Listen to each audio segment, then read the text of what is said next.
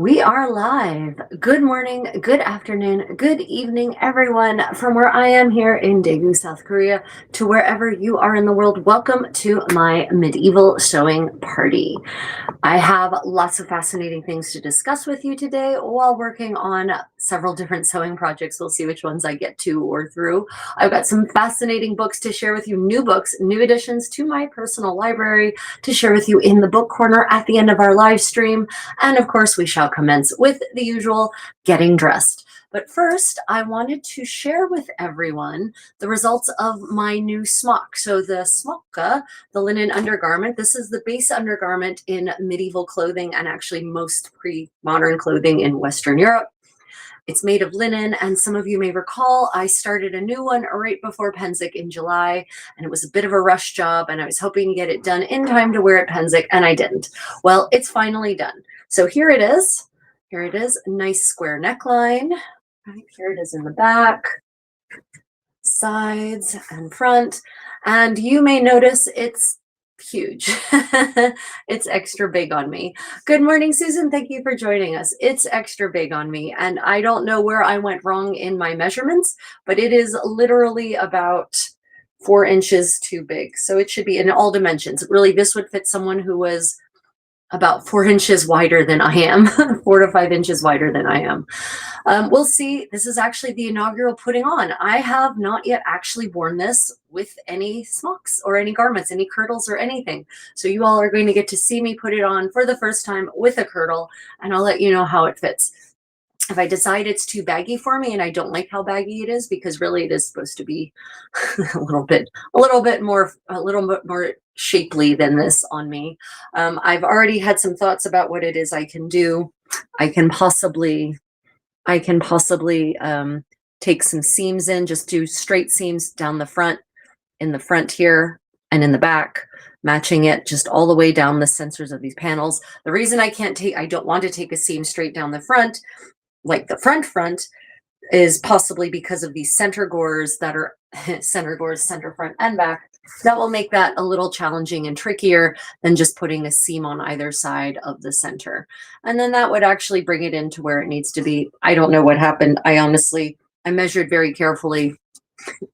It happens. Sometimes these things just go the way they want to go. Sometimes I feel like fabric is a living being and that you cut it and then it puts itself in the shape it wants to be.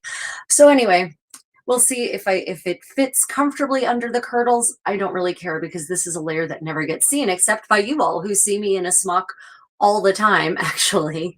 But otherwise, this layer doesn't get seen. It's a functional layer. As long as it's comfortable and it actually sits where it needs to under the kirtle, then if it's a little big, I don't care. And then I guess if I have friends who need to borrow a kirtle who are more voluptuous than I am, then I have one that will fit them. Cornelia, thank you for joining us. Yeah, it's so I'm happy how it turned out in terms of the quality of the workmanship is really great. I'm really happy about all the sewing I did on it. It's just a little bit big. But yeah, but otherwise I really like how the finishing on the collar turned out, right? I did the facings all the way around, and you can actually, the linen is fine enough that you can actually see the facings, and that's fine. I don't care. But you know, they actually turned out really nice and smooth. Look at that. Isn't that really nice? So I'm happy how all how all the sewing turned out, and you know, all the seams are nicely finished. It's really a well-made garment. It's just a little too big, but there it is. I will generally not care as long as it fits well under my garment, and we're about to see. So next layer then, of course, is the kirtle. Many of you know this, but if you don't, if you're just joining my medieval sewing party for the first time, this is a kirtle. Spelt at least 20 different ways in the 15th century, and this is the next layer. So it's funny, I've been sewing this while taking my morning walks out and about in Korea. So I'm on the river park, the riverside walk, and a lot of the Korean ladies come by and see me hand sewing, and they stop and they're interested, and they always say, "Oh wow, what a nice dress." And I'm like, no, this is underwear. And when I explain that to them, their eyes get really big, because to them all of this linen, all this fabric should just be a dress in and of itself. So it's funny, it's amusing to think that in the modern world this is a dress that I could just throw a belt on, right, and go out and about. and get sassy. But that in the Middle Ages, this is underwear. Absolutely. Big Racer, lovely to see you. I am Andre. I am in Daegu, South Korea at the moment. This is my current base of operations. We'll see where the future may take me. I'm living a somewhat extemporized lifestyle right now that is lived a couple of months at a time in terms of planning. So yeah, right now my base of operations is in Korea. I'm hoping to make it a more permanent base of operations, but we don't know yet. We'll find out. Yeah. Okay, so next we lace this up. The kirtle, all kirtles in the 15th century lace up. There are no more button-up kirtles by the 15th century. They're all lace-up garments. We have some possible examples. There is a gamora in 15th century Italy, and the gamora is the Italian equivalent of the kirtle that actually has hooks and eyes. That belongs to the Beata Osana, the Blessed Osana Andreasi. And she entered the convent when she was 13, and she begged her father. She wanted to go into the convent. She begged her father to let her take up a contemplative life in a convent. She did not. She did not want to become a wife and a mother and all of that. She wanted liberty, actually. There's a lot of, in the 15th century, if you wanted freedom as a woman, a nunnery is where you go. So she entered a convent at 13, and she became such a holy and revered figure that she was basically, she was beatified, right? The Blessed Osana, and the dress, the gown, the gamora that she wore when she entered the convent became a relic, a holy relic. And so it survived to this day, except for the parts they cut off to turn into, well, relics when she died. But my point is, that means that we have the gamora she was wearing as a 13-year-old, made in the 1460s, and it actually has hooks and eyes to close it in the front, not lacing. Very interesting. Granted, she was 13. She was definitely prepubescent because this gamora has absolutely no room for breasts. So she had obviously not yet hit adolescence when that gown was made for her. So it makes sense that you could just close it with hooks and eyes because there's nothing soft and squishy to support, shall we say. So there are certainly examples of hooks and eyes, but honestly, on this garment, which is meant to be the garment that provides bust support, I wouldn't want hooks and eyes. My gowns that go over top of this have hooks and eyes, but this garment, which is the shaping garment, this laces up. Yeah, so this laces. And I'm using what's called, for those who don't know, this is a lace made of a technique we modernly call finger loop braiding. And on my YouTube channel, I have a 20-minute tutorial. If you look up braiding beautifully, there's a 20-minute tutorial on how to do this finger loop braiding and make really pretty laces for your gowns and also for tying your hair off. And I'll be showing you shortly just how I use them for tying my hair off. So yeah. So if you're looking to make garments like this, I'm actually a kirtle like this. I'm moving it to November and December. I'm going to be doing, wow, nope, I completely missed a hole. Okay, well, we undo the lacing and we do it again. But as you see, lacing actually goes pretty quickly. Modernly, we're accustomed to the convenience of zippers, obviously. But zippers, there's a thing about lacing that offers so much more flexibility than zippers do. Right, so a zipper, you only have flexibility if the fabric itself is, well, flexible. Modern synthetics, for instance. But if your fabric doesn't have stretch, well, if lycra and elastic fabrics that stretch, right? But if your fabric is not elastic, if it does not have lycra or some other stretchy component, and you have a zipper, then there is no room for expansion, shall we say, with the zipper. Whereas with lacing, the whole idea behind lacing a garment up in the Middle Ages, especially for women whose body size was changing depending on whether they were pregnant or not pregnant, prepartum, peripartum, postpartum, right? So lacing allows flexibility so that if you're, say, pregnant and you've got a baby bump, then you just let the laces looser. You leave the laces looser over your belly on the garment that goes underneath. And that was not considered gauche. It wasn't considered, bad taste to have your laces gap. It's just what you did to allow for the changes in body shape for pregnancy or not pregnancy. Of course, then a gown goes over top of that that should technically cover the gaps in your lacing, but that's another discussion. How long did the Blessed Osana live, and are there written sources or biographies? Yes, there are some written sources about her from her era. She lived until, I'm going to say 1513, but it might, there's another date in my head that's 1505. So she lived to be a decent age. She didn't die as a young woman. She also didn't die of extreme old age. I think she died around, let me see, 1460s when I think she was born around 1450. So yeah, I think she died around 60. But she was so revered that the Duke and Duchess of Milan went to see her personally, and seek her blessing and her consultation. So, and I think even when she was dying, there's something in my head when she was dying, they went and prayed by her bedside on her death vigil. I think that was Osana Andreasi, and it was definitely the Duke and Duchess of Milan. But I could be mistaken about that. Okay, so now that it is all laced up, as we see, yeah, so yeah, I'm going to have to do some things to make it so it sits nicely. I mean, it sits comfortably, right? It feels quite comfortable. I will say that there's nothing uncomfortable. I don't feel any really uncomfortable bunching, although I can feel some extra fabric here that doesn't need to be.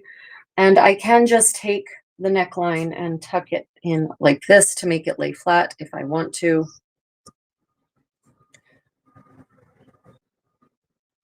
Right, but I will say, yeah, I might seriously considering doing those tucks at the very least in the front so that the neckline naturally sits exactly where I want it to. Yeah, but there it is. It doesn't look bad at all, and it feels very comfortable. Twitchy Witch, oh, you're experimenting with goldwork thread. Very cool. Are you actually like real gold work or the fake gold work? Or the fake gold thread? Okay, the Little House on the Prairie wants their look back. Yeah, no, not Little House on the Prairie. This predates Little House on the Prairie by literally 400 years. Absolutely nothing like Little House on the Prairie. Okay, next up, hair. So we went and took a long walk this morning, and the skies opened and the wrath of the heavens did pour upon us. And so my hair is extra super curly because of all that extra moisture. So combing might be a bit of an experience today. Yeah. Oh, gracias, Chacan. Muchas gracias. Te agradezco. Muy amable de ti. Okay, so this is a replica of a medieval comb. Wide tines first to get the knots out, and then fine tines to distribute the oils along your hair and get any detritus out of your hair. And I had someone very cheekily suggest, someone protested, can't believe this. There was someone on Facebook who protested.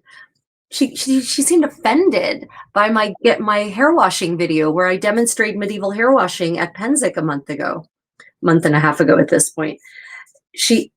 I don't know if she thought that I lived that way normally, or that I just always live in a pavilion and wash my hair in a basin. But she got very offended and suggested that modern products are the best thing for keeping your hair clean, and how dare I use a medieval method to clean my hair, and how dare I suggest that people have detritus in their hair. She got very, very offended. It was very strange. But and detritus, or detritus, as some of you may say,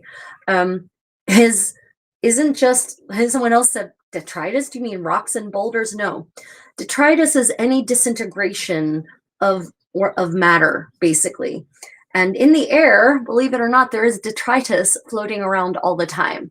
And especially if you live in a city, there's all kinds of really bad detritus floating around in a modern city, especially brake dust and all kinds of microplastics and other kinds of pollutants, not to mention actual dust. That all counts as detritus, and your hair attracts it because of the oils on your hair. And that's why people use These days, especially, soap to wash their hair, ostensibly. But you don't have to use soap to wash your hair. Medieval people could use soap, and they did use soap occasionally, but part of the medieval hair cleaning routine was daily combings with a comb like this that will literally brush the gunk out of your hair. And it will also make your hair nice and soft because it will take the natural oils from your scalp that your skin produces and distribute them down the hair shaft. And what a lot of people don't realize is that the oils that your scalp produces are actually perfect for your hair, right? Because everyone's hair is different, but the hair that your own skin produces is almost always the best oil for your hair. Not olive oil, not almond oil, not whatever the latest and greatest fad oil is, not coconut oil, the oil from your scalp. So this kind of comb actually takes that oil and brushes it down the shaft. And so when I use this comb and I use it properly, my hair gets really shiny and really soft. I haven't used a conditioner, any kind of conditioner on my hair, and certainly nothing out of a plastic bottle in years and years and years. And I haven't used even a conditioner bar in 6 months. I've just been using my cast iron soap shampoo bar when I know that my hair actually needs a cleaning because big city, modern pollution. But otherwise, I just use this comb, and I'll show you just how effective it is at removing gunk from your hair.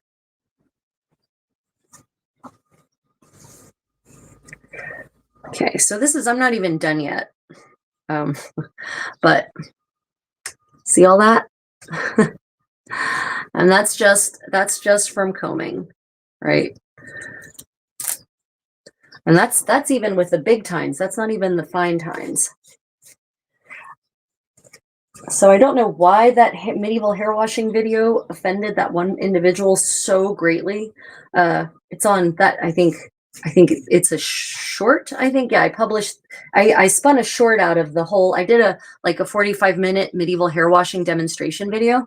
The recording's on my YouTube channel if you want to see the whole process. I demonstrate it from beginning to end, dressed in appropriate medieval clothing in my beautiful 15th century pavilion, using only medieval implements and substances. So I show a reconstruction, a reenactment of medieval hair washing. So if you want to see that process, that is on my YouTube channel under live. If you go to the live tab, it's under live recordings from back in August. Anyway, it really offended this one woman massively. This one individual, she's very, very offended by it. When did reenactment become living? When did reenactment become real life? And I'm like, maybe she doesn't understand what reenactment is, because there are literally people who spend 3 or 4 months in the summer in various medieval villages in Europe living like it's the 14th century as much as possible without, killing themselves using, say, lead for their makeup or orpiment to remove hair. But literally, they are living like I was for just 2 weeks, for 3 months. She might be very offended by that, I guess.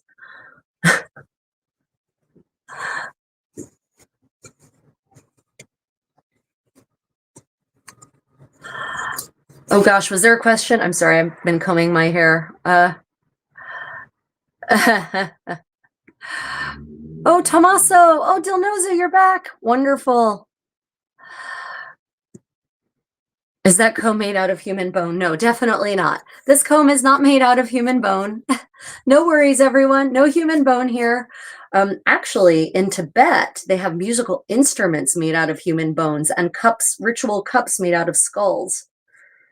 The whistles are made out of thigh bones. Cups are made out of skulls. There's a collection. There's a tea museum in Seoul that has a collection of drinking vessels, but it also has this little side collection of Tibetan bone implements, instruments, and drinking vessels. That was a little uncanny, but no, this is wood. It's wood. It's just wood. It's just wood. Yeah, the best medieval combs are made out of ivory. The best quality, most expensive ones were made out of ivory, or bone, but often ivory. Then the next level down would be wood. Boxwood was very, very common for making combs. It's a very hard wood. It resists carving, and these tines are not as fine as medieval combs. Medieval combs have finer tines than this. Finer, if you can imagine that. So yeah, boxwood is a very good choice. There are some rosewood combs too. It's another very hard wood that allows, which allows it to be carved very intricately and very fine tines without it breaking.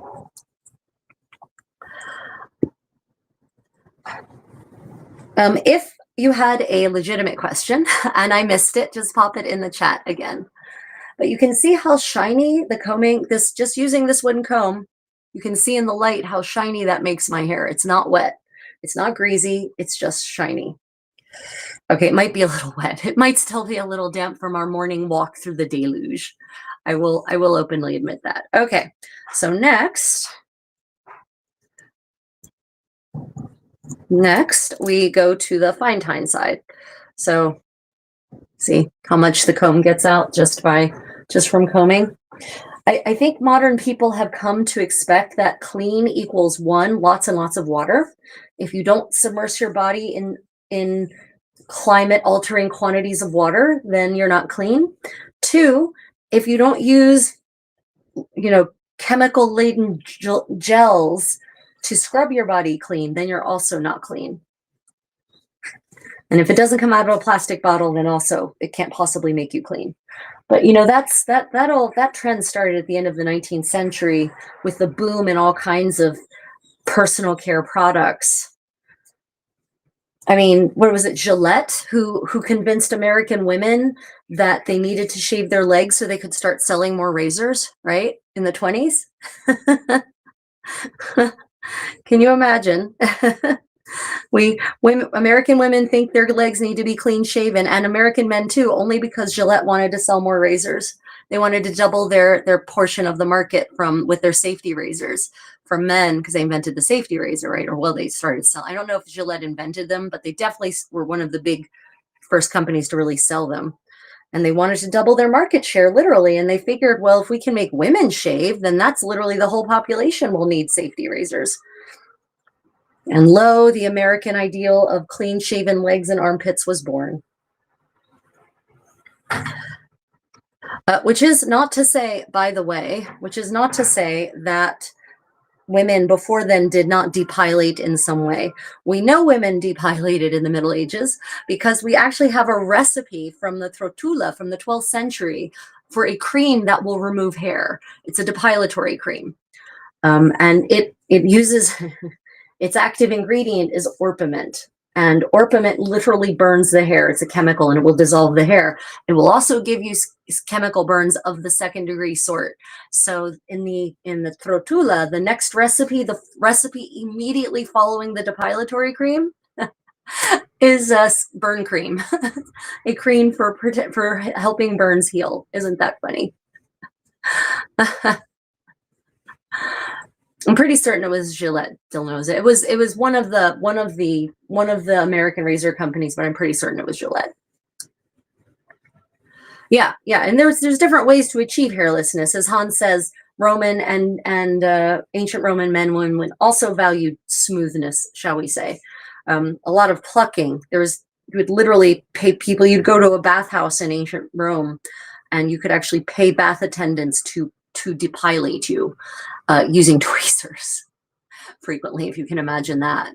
Because it's better if you pluck those hairs than you shave them, honestly. Get a longer, smoother effect, and also no razor burns.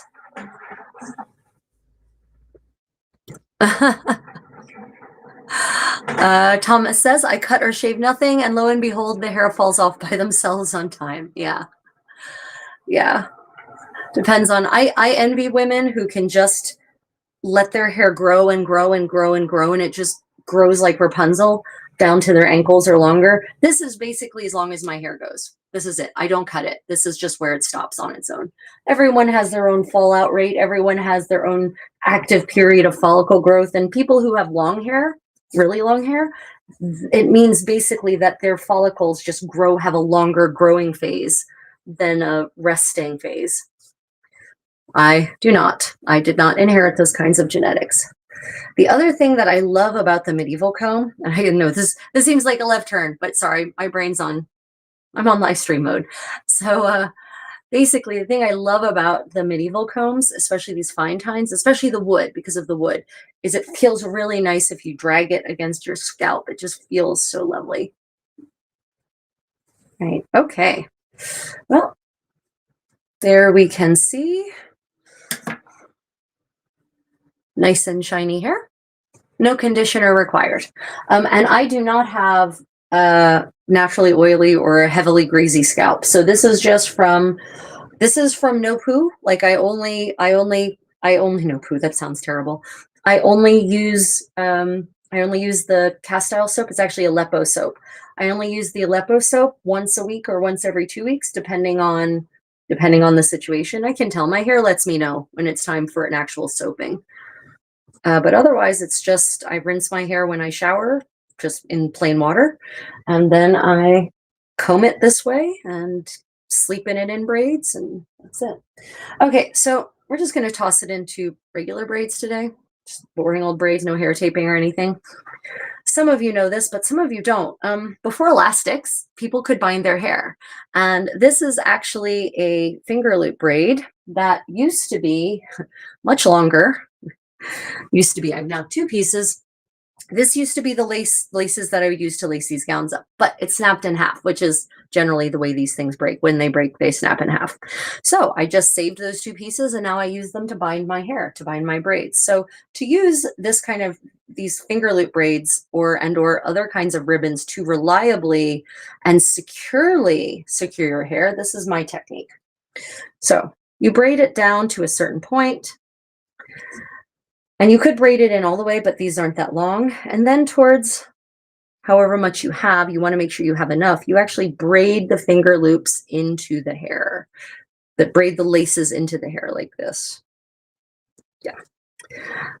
And then when you reach the point where you want to tie it off, you just excavate the lace from the hair, the strands that you've bound it into. And then you just wrap it around and around and around the base of the braid there. Or the end of the braid, I guess, not the base, the end of the braid. And then you tie it off and it will not fall out. It absolutely will not slip out because it's actually braided in from pretty far up. So it's not going to fall out. It's also no elastic, no microplastics, because these are made of silk. And it matches. You can have them matching in color like this, or you can braid in really beautiful bright colors if you have one that's long enough. Like I could have braided this in all the way, and then I'd have that color kind of striating through the braid, right? So this is a great way to get away from elastics and microplastics and whatnot. And also it doesn't break your hair the way elastics do. Yeah. Let me see. I watched her short on wooden comb benefits. Was interesting to know the wood catches more dead skin and spreads more effectively than plastic combs. It really seems to. And I think that's because, you know, plastic is ostensibly super smooth, right? But, you know, there's grain to the wood and the grain actually helps. I suspect that's what's happening. James, that's awesome. Thank you for letting me know that that you found that interesting. Any tips on how to stop hair loss? Oh, Dilnoza, there is so much that goes into whether you shed hair or not. It can be based on hormones. It can be based on diet, stress level, which ties into hormones, actually. One thing that definitely leads to excess shedding, as we call it, is stress. Stress, cortisol causes hair shedding. So if you can find a way to reduce the stress, and now this is not a recommendation. I'm not saying anyone should do this. I have been taking ashwagandha for a while, and it really seems to have helped regulate my cortisol levels. That could be a placebo effect. I don't know. But if you can find a way, green tea is also known. The theanine in green tea has a calming effect and helps regulate cortisol levels, as I understand it. So maybe drink more green tea as a way to reduce stress. Find ways to reduce stress in your life is one good way to help mitigate hair shedding. But there's so many things that go into whether you shed hair or not, more excessively or not. Pregnancy going in and out of pregnancy will have an impact on your hair too. Yeah, it can be very mixed.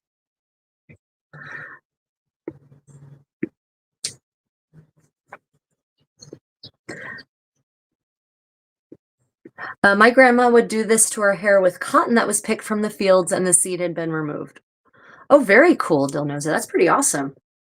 I can't wait to come visit you. I'm so excited to come visit you, Dilnoza. I really am. It's going to be an epic trip.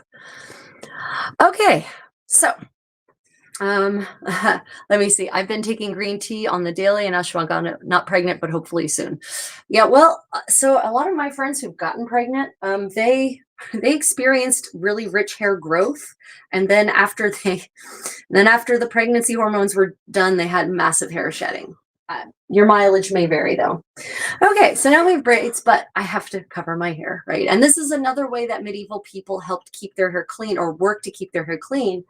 They would actually cover it. So this is what is in English of the 15th century called a kerchief, couvre-chef, cover-chef, kerchief, korchef. There's, again, 20 different spellings in 15th century English for this particular head covering.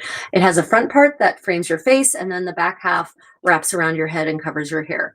And no, it was not just peasants who wore these. We have depictions of noble women and queens even wearing these as well when they're at home in the privacy of their own quarters.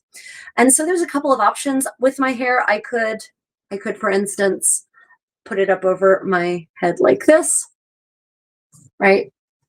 I could also, this is what I call the quick and dirty messy bun of the 15th century, right? Just take my braids and tie them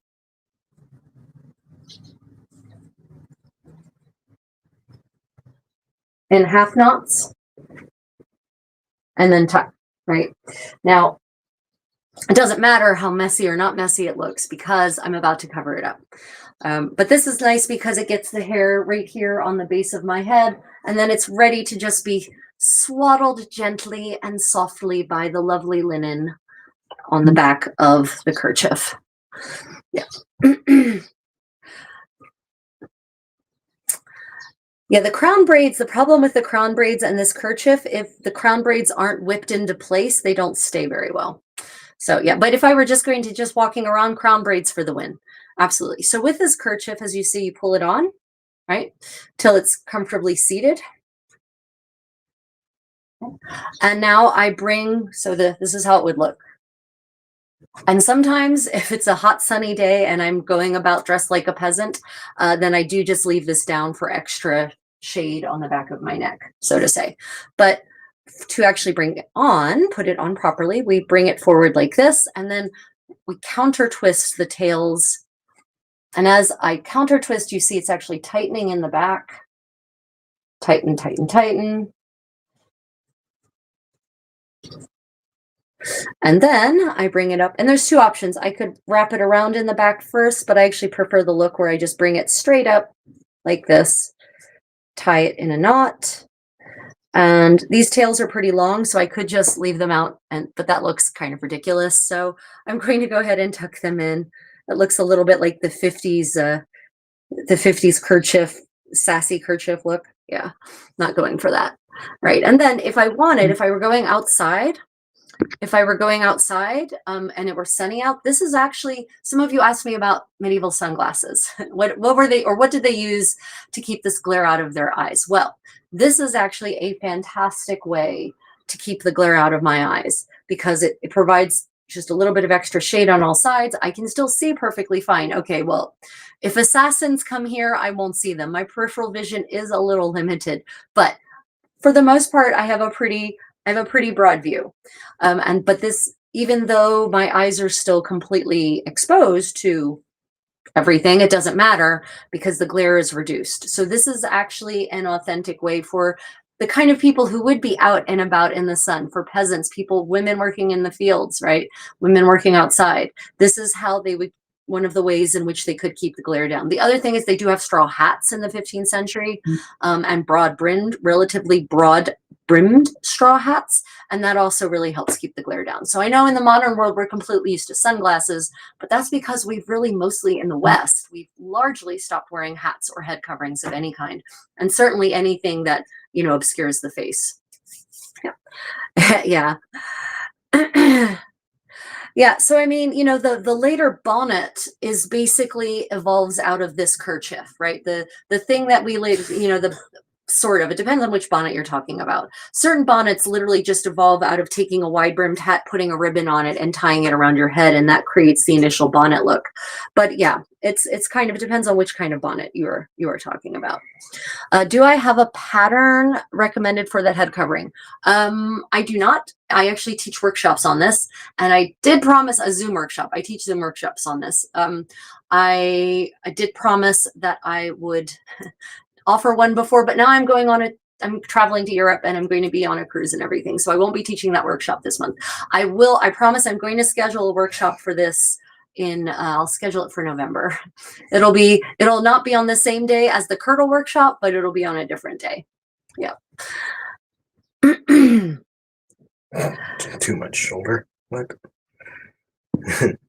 Yeah. I guess they've not looked at medieval paintings. Okay, so let me just briefly address the topic of neckline. No, this is not an inauthentic neckline. This is an extremely authentic neckline for the 15th century. In fact, in 15th century France and Burgundy and even England, there are gowns that are actually have wider shoulders, come lower in the front. Medieval people are not prudish. Medieval people, I will repeat that. Medieval Europeans specifically, are not prudish. They are not. All this idea of prudishness that evolves in the Reformation. Yes, of course, there were always preachers throughout all of Christian history, honestly. There have always been preachers that have preached about this excess or that excess, about women putting on makeup and doing their hair and adding things that aren't natural, and how dare they make themselves look appealing and tempt men into sin, right? But those preachers do not represent the attitude of the general population. And before the Reformation, the attitude of the general population throughout all of Western Europe, it's not about prudishness. They don't moralize. The average normal person doesn't moralize a neckline. And throughout the 15th century, from the end of the 14th century, where you actually have completely off the shoulder, I dare you to go and look at depictions of women in Bohemia in the 1390s through the 1410s, by the way, where not only are their gowns completely off the shoulder, but they're like here, and you can see cushiony, pillowy little round breast cleavage sticking up above it. So no, sorry. Medieval people were not prudish. They just weren't. Not like that. Not about this. Yeah. Yeah. Far from prudish. Yep. Very much so. Yep. Okay. Yeah, this is not a hijab. This is absolutely not a hijab. Absolutely not. It is not. It's a kerchief or a couvre-chef. It's definitely got nothing to do. Yeah, a lot of shoulder, but you know, there's a portrait of Mary of Burgundy, her frontispiece in her Book of Hours, the one she commissioned, and she's got an off-the-shoulder gown. Her gown is here, right? And she's got little apple breast cleavage, and she's got this modesty, flimsy, filmy silk thing that's filling in the neckline, but you can see literally everything through it. So it is a nod at modesty, and it probably is more about staying warm than actually being modest, honestly. Yeah.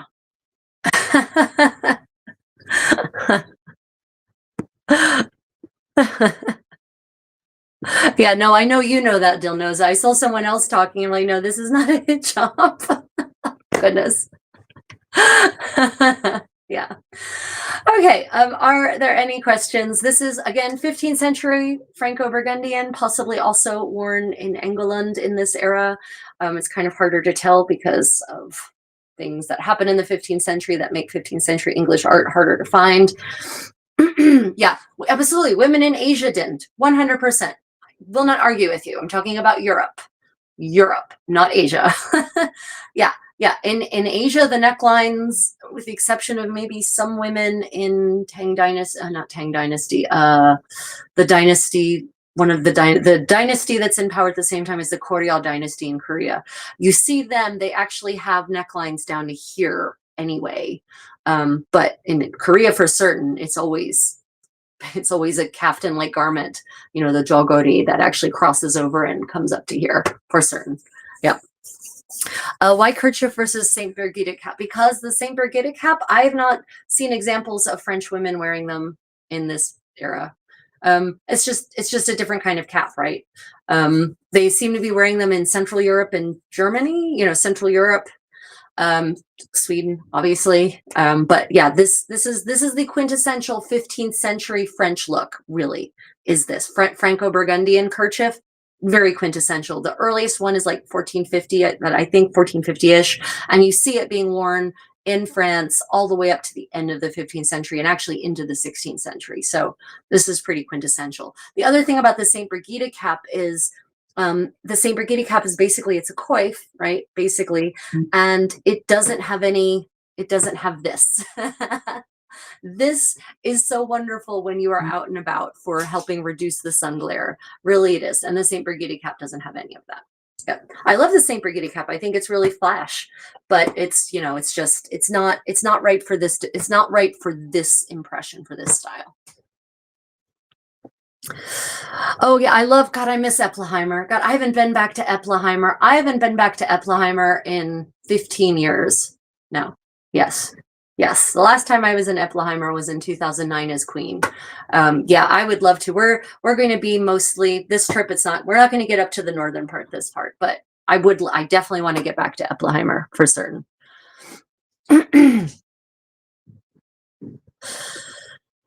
Okay, so I think we are, yeah, let me tell you, these kerchiefs, they are really great. Okay, any other questions about the outfit before we go ahead and I get to the sewing part of the party? But I will tell you, for those who are wondering, the smock so far, the new smock is super comfortable, even though it is like a few sizes too big for me. How annoying is that? Yeah, so something weird happened right before Pennsic when I was cutting out the smock and the new camicia for my condottiero, because the new camicia for him is sized like it's for me, but this new smock that I made for me is sized like it's for a way bigger person. So I don't know what happened. I feel like I fell through a portal or something when I swapped in measurements. I don't know.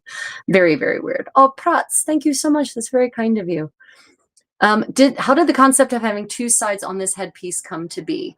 By two sides, you mean this part and the back? How did it come to be? So that's a very interesting question. I can't answer that. It seems to come out of, I expect that they started, it's the usual evolution of things, right? People were just wrapping plain linen around their head. And eventually someone said, well, can we do something to make this fit more solidly, more securely? Because this is super, super secure, right? Like, look, super secure. So I can do lots of hard work in this and it's not going to come undone. I will tell you that turbaning, which was also done, especially by women out in the fields, turbaning it can be secure, but it's much more likely to come undone. The Western style, European style turbaning is much more likely to come undone than this is. So, humans are innovative. Yeah, it's a good question. How or why? Someone one day said, hey, if we combine, this more fitted thing with this bigger thing, then we can create a new garment. Yeah, that's a good question, but it can be really hard to answer questions like this. Is France where medieval happened? No. Well, the medieval period, so medieval, everyone, literally means the middle era, the Middle Age. And it's supposed to refer to the time between antiquity, ancient Rome and ancient Greece in Europe, and the so-called modern era. So the term medieval is absolutely a Eurocentric term, right? Okay, definitely need to lower that. It's absolutely a Eurocentric term. So, it's the medieval period is technically while obviously all peoples existed at the same time, the medieval period technically refers to just Europe, to places that are impacted by the idea of the fall of Rome and modernity, right? That same idea of framing time doesn't apply in Korea. It doesn't apply in China. China has its own, its own way of marking the passage, the growth of its culture and civilization. So medieval refers to Europe, and it refers to really, or any place that's kind of impacted by the fall of the Roman Empire. So that would be all of Europe, basically. More or less. Yeah. Did they have waist-tied pockets at this time? They did not. No pockets. They had pouches, right? They had just actual pouches. And I did not bring my belt. I'm sorry, I forgot to bring the belt to show you all. And somewhere around here, I definitely have. Yeah. So they had pouches that tied to a belt. And that was a pocket. That's what they had. No, this is definitely not the era of tie-on pockets. Not yet. Some people try to tell me, oh, I found evidence of them existing in Italy in the 15th century. But then when I asked them for the primary source reference to illustrate that, they weren't able to come back to me and show it to me. So I'm always happy for new evidence, but the evidence points to no. Let me see. Oh. I hate how it does that. Han says, my personal interpretation is that those types of coifs were worn mostly by non-working women and nuns. It's a perfect veil base. Oh, you mean the St. Brigida? Wow, I must be really behind on the chat. Okay, I'm behind on the chat, as always. You're talking about the St. Brigida coifs? Yeah, I agree with that. Yeah.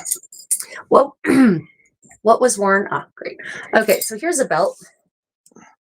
There's my belt. There's one of my belts, one of my many belts, right? And it has a pouch hanger on it, a purse hanger. And from this purse hanger, you actually hang your purse, right? A purse like this. This was actually hand knit for me by someone in Drachenwald back in 2009, and I don't know who. It didn't have any name on it, but it was personally made for me with the red and then the gold fleur-de-lis, and I love this thing so much. So you put this on your purse hanger, and then that's how you keep your things on your purse, right? So this is your pocket. What was worn during the winter time during this period? So the same thing, just more. In the winter, the wealthy would line their garments in fur. So there were actually removable linings, believe it or not. So they would actually have an entire, basically a second dress made up in fur, and that would be fitted in panels usually, but still to exactly fit inside the dress. They would actually line it completely in fur. And then when it got warm again, they would actually send the dress to the furrier, and the furrier would actually remove the fur for them. And then they could store it for the summer. And then when it got cold again, the fur would be lined back in again. So basically, they would just wear the same thing, just lined in fur, or have additional linings put in. In terms of covering this in Northern Europe, well, actually across all of Europe, they started developing, especially in the 15th century, they started developing specific garments that cover just this area, just the décolletage, right? Because it's getting cold. It's the little ice age in the 15th century. And so they don't need to make these other parts of their bodies are already comfortable and warm. It's only the exposed skin that needs to be dealt with. So they make a garment that specifically just covers this. It's like a little mini capelet kind of thing. And if you actually look at 15th century illuminations depicting women sitting around a fire sewing, you will actually see this. They're usually depicted as being black. So they're either wool or they're velvet. Probably for the wealthy women, they would be velvet. But yeah, so basically they would just layer up more. But it depends on where you are when in Europe, right? Medieval Europe's not a monolith. Europe is not a monolith. And so depending on where and when you are, there are different ways of dealing with the cold. But for the most part, it just means adding fur linings to the upper classes. And even the merchant class could afford fur linings, just not out of the same kinds of furs, out of obviously less expensive furs. So yeah, it's just a question of the layers and covering the thing, keeping your head covered really helps a lot, right, with a cold. And they did have things like woolen hoods. They had cloaks, but honestly, cloaks, for those of you who ever worn a cloak, cloaks are not super convenient as a garment. They really aren't. Cloaks are kind of annoying because they're not designed to let you do very much generally. So, you know, if you actually want to be productive and move about and do things, a cloak is not necessarily something you want to wear indoors when you're just going about your daily life. A cloak is great if you're on horseback and you're traveling, especially for rain protection, because then all you need to worry about is managing your horse. You don't have to worry about, you know, working, spinning or sewing or, you know, working by the fire or cooking or anything like that, or fighting, right?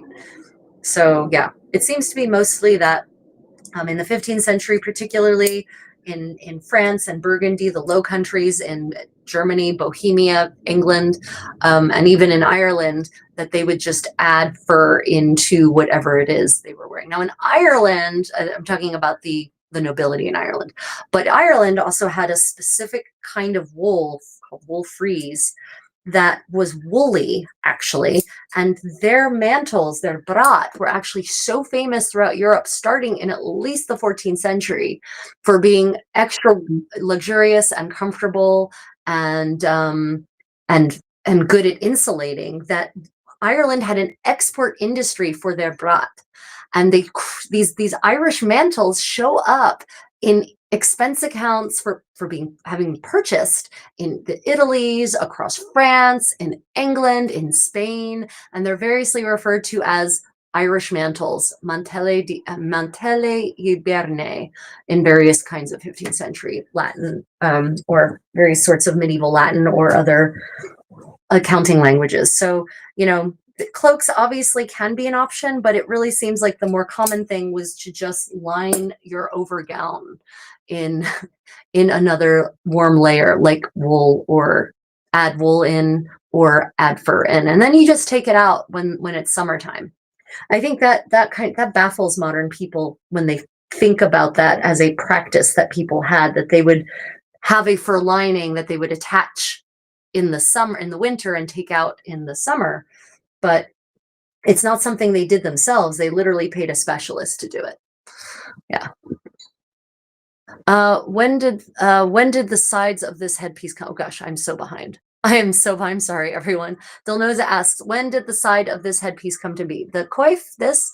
Yeah, so the first time the earliest I've seen this style is like 1450-ish, is the earliest that I've seen this style of kerchief. So specifically this is 1450s is when is the earliest I think I've seen it personally.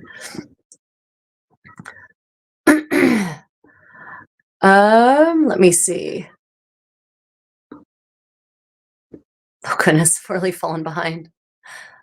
You look like Assassin's Creed Liberation or something like that. Well, then I guess Assassin's Creed got it sort of right, I guess. Oh goodness. Okay. Oh, Mathieu, lovely to see you. Lovely to see you. Welcome. Welcome back.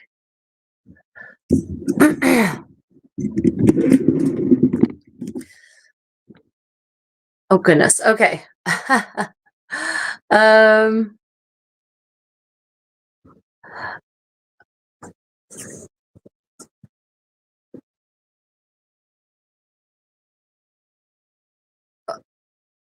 Yeah, I think I know some people tie on pockets. I know some people say that tie on pockets existed back in the, you know, they try to date them to the 16th century also. So yeah, I care much less about the 16th century, I'll be honest. It's a dark, depressing time in Europe. Fight me on that. It is, the Renaissance for me basically ends with the Battle of Pavia, and everything after that is just dark and depressing and awful, with the Reformation especially. Did they have anything that was equivalent to a ski mask in those eras? I feel like it's such a common thing today. I've never seen anything similar in the past. So think fact, if you're talking about in Europe, a ski mask, no, not really. I haven't seen anything like that. They had hoods, right? They had hoods with cowls, cowl being the little capelet, right? They had hoods, or they had hooded cloaks even in some cases, although not hooded the way people imagine hooded cloaks now, not this big romantic baggy useless thing. If you had a hooded cloak in, say, the 14th century, then it was a very fitted hood that buttoned right up like this, right fitted to your neck. And the hood actually, hear me out, stayed on your head in high wind. So no, but they definitely, the hoods could basically kind of perform a lot of the functions of a ski mask in terms of keeping, because it also came forward. Oh, or maybe that's when Dilnoza, that may be the first time I've seen a headpiece that actually comes forward a little bit and shields your face. And that would be the hoods that become very fashionable in the 14th century in Western Europe. That might be the earliest I can think of. That might be the sort of, that is probably the thing that really starts the side pieces that come frame your face. Yep, that's it. That's where it first happens. It's the hoods that go from being fitted and buttoned all the way up and framing your face. And then eventually, because it gets stylish, they actually make it this thinner and thinner so that it can no longer actually button around your neck and it just hangs stylishly from your head for the women. That's where you get that framing coming from. It's from the hoods. So yeah, you have a hood. You have hoods starting in the 15th century that perform that function. Now, you have to think about Europe wouldn't have needed, Europe doesn't start getting really, really cold until after the medieval period. There are cooler periods in the Middle Ages, but the cold, like Europe gets its coldest after the Middle Ages. That's when you start, like in the 17th and 18th century, the 19th century, before the Industrial Revolution changes the climate, right? Then you can actually see that things are getting really cold in that era. But in the Middle Ages, there's a cooling that's happening with the little ice age, but it's not at its full peak yet. So the only people who would have really needed something like a ski mask are living in relatively sparsely populated parts of Europe, like the Arctic Circle. So I'm not certain if the if the Sami had such something that would function like a ski mask. I don't know, but in mainland Europe, no, I've not really seen such a thing. If you line your hood in fur, which they did, and if the fur will actually also perform a very similar function to a ski mask.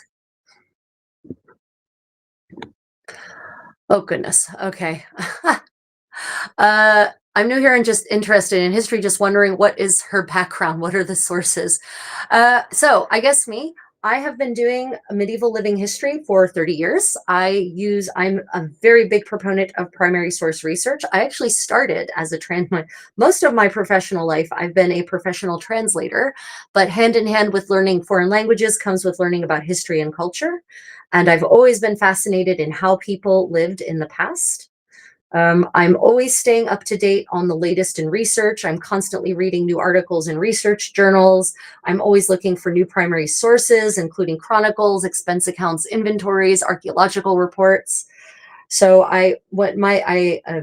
really try to stay as informed based on primary source evidence as possible. I, have a lot of interest in terms of medieval living history, so I'm very multidisciplinary. So I'm not just focused on fashion.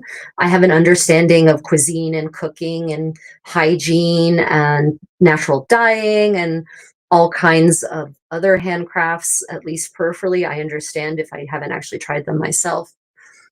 So yeah, I come at this from both an academic perspective and a hands-on perspective.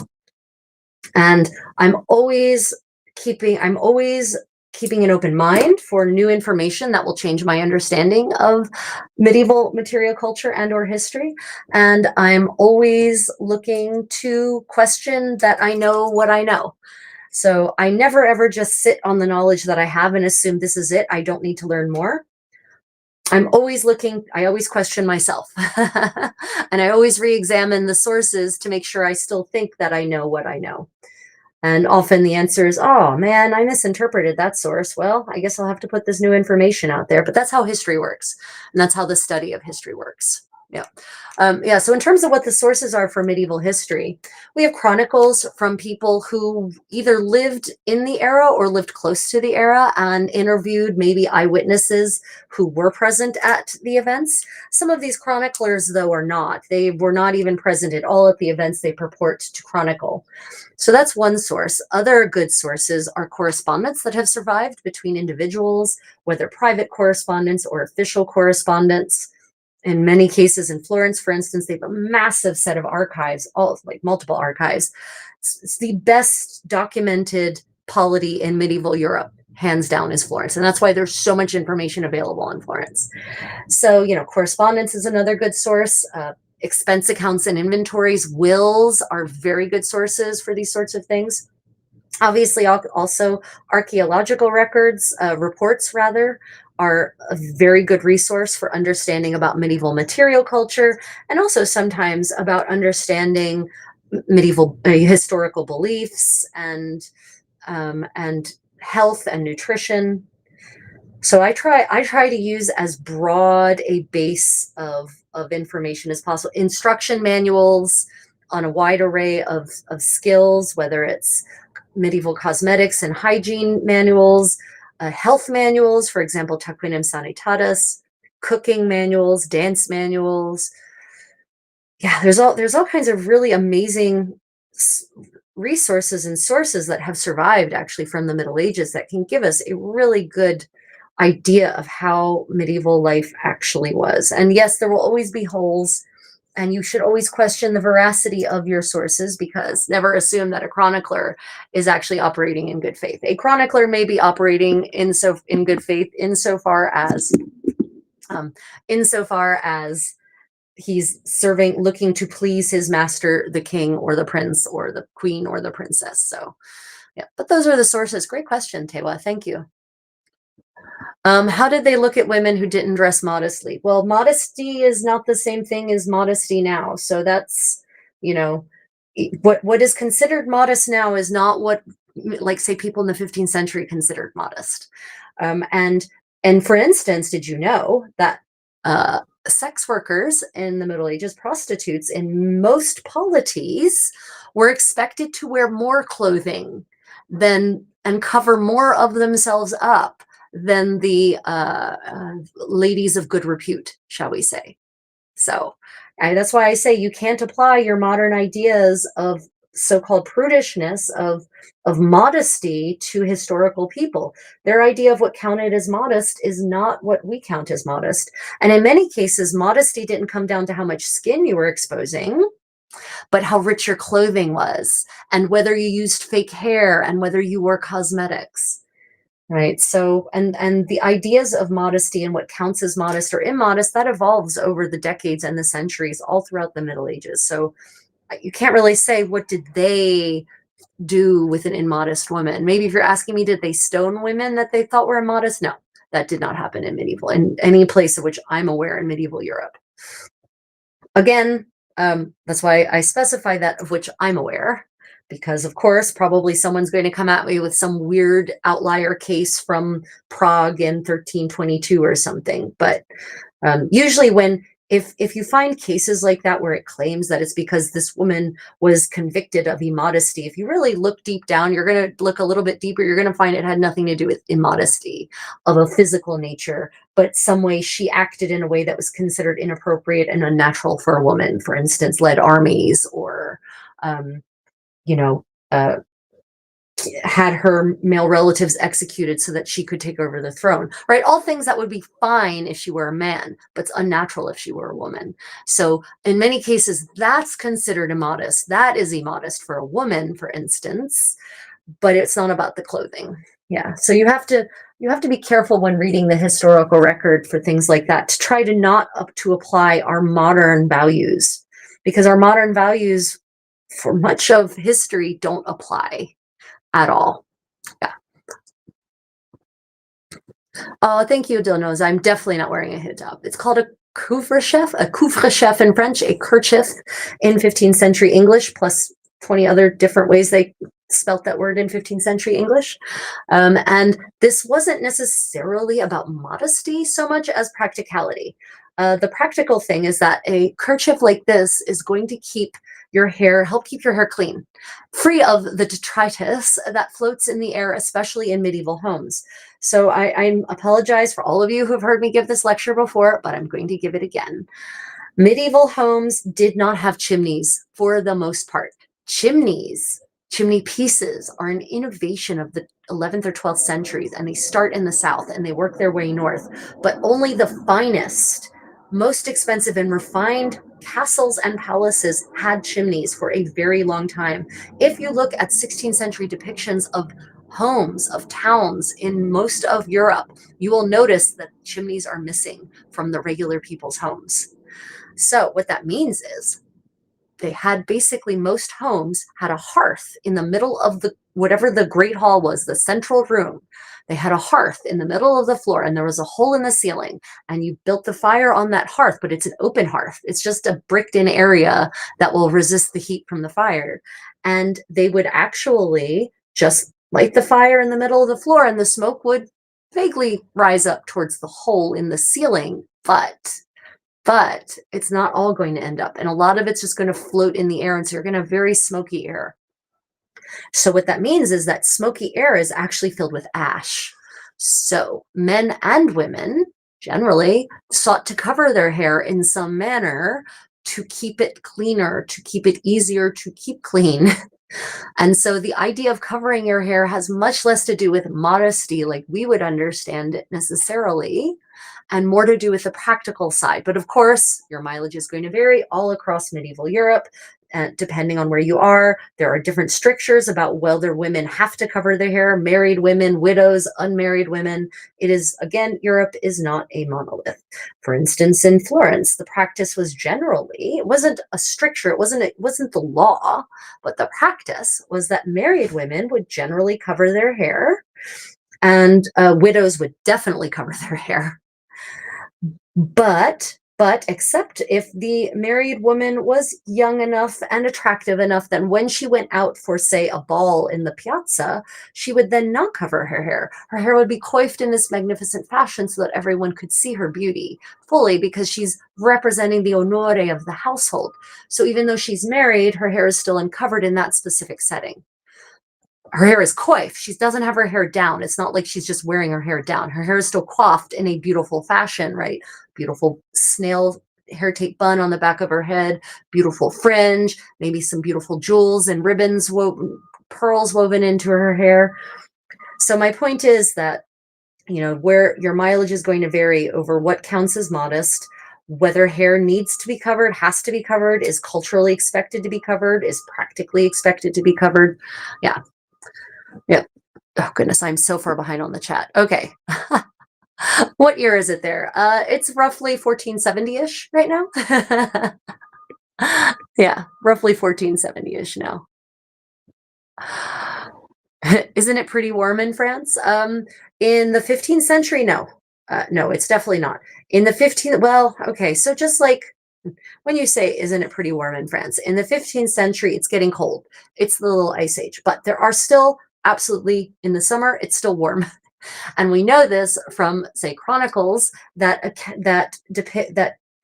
tell us, narrate, for instance, the entries, the grand entry of princesses when they're newly made the princess of their realm and they enter the city. So, for instance, when Margaret of York was making her wedding progress from London, from her home, to marry Charles the Bold of Burgundy in what is now the Low Countries, now Flanders. Oh, no, I guess it's Belgium now. I mean, Flanders is part of Belgium, but anyway, when she gets to Calais, there's this chronicler who describes, it's the middle of the summer that this is happening, and the chronicler describes that the alderman of Calais and that the Lord Protector of Calais, because Calais is under English rule at that point, they say that the aldermen dressed in fully their most finest, heaviest, fully fur-lined robes to meet her, and that they're so hot that they are just dripping in sweat.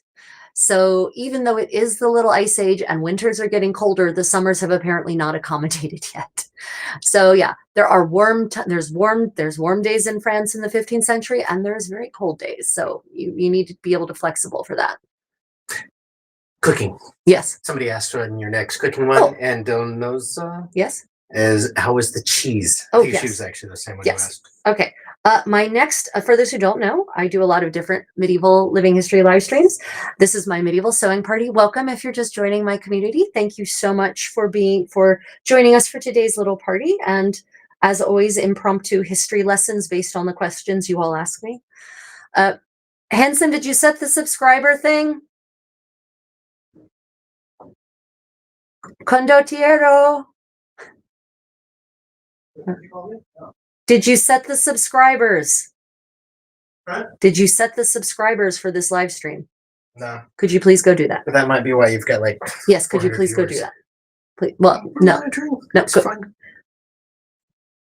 Well, no, because then they subscribe if they comment. Oh, well, I mean, Yeah. that's true too. Yeah, don't forget to like and subscribe. Okay, sorry. So cooking. I have a cooking live stream tonight. I'll be medieval cooking in a modern kitchen, and I've got a great recipe for you. And in fact, in today's book corner, I'll talk about the book that we're using. We are going to be making medieval chicken dumplings tonight. And that's tonight Asia time. So tonight by Seoul time. It's tonight being Saturday. For those of you in the Americas, that will be in the morning, relatively early in your morning, depending on where you are, or late at night, depending on where you are. For Europe, it will just be kind of the middle-ish of your day. Europe, Africa will be the middle-ish of your day. But those of you who are in the Eastern Asia, Australian time zones, then my medieval cooking show will be this evening, your time, Saturday.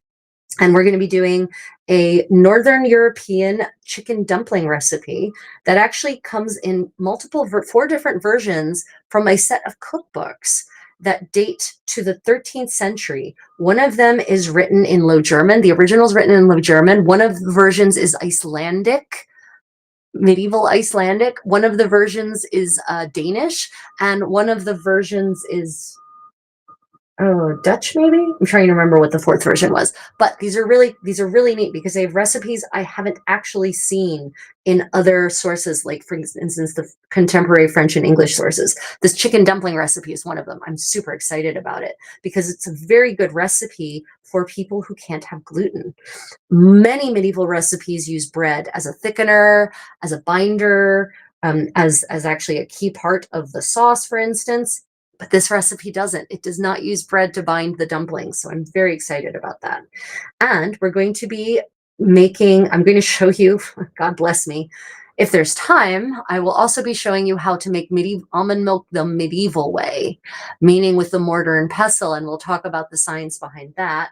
And then we're going to take that almond milk and we're going to make almond butter with it, but medieval almond butter, not what you all think of as almond butter. So there's going to be some fun science happening in the kitchen tonight. So yeah, medieval cooking in a modern kitchen, that will be live tonight. I don't remember the time, but it's on my channel. It's posted on my channel. I think it's 7. Handsome, is it 7 p.m.? I think it's 7 p.m. Seoul time. 7 p.m. Saturday Seoul time. I think it is. Oh, goodness. Again, I've gotten way behind. Let me see. Oh, goodness.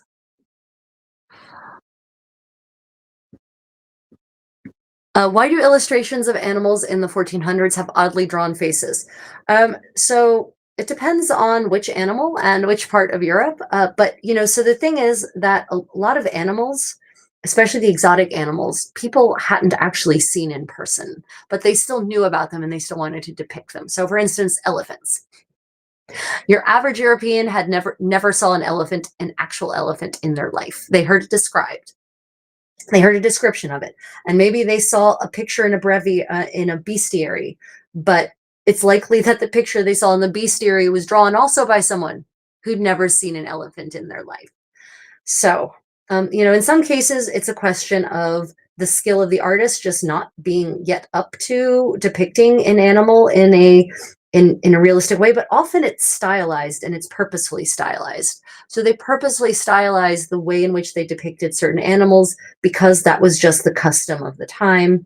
And also because sometimes when what you might think of as accurate depiction of an animal is actually not supposed to be an accurate depiction of an animal. It's supposed to be like even what we would consider to be a cartoon character now. A lot of those marginalia illuminations are supposed to be cartoonish, right? They're not necessarily supposed to be realistic. They're supposed to be cartoonish, and you're supposed to know that it's not a real animal. It's this funny creature that's a combination of it's anthropomorphic also, right? So it's a combination of things. But by the 15th century,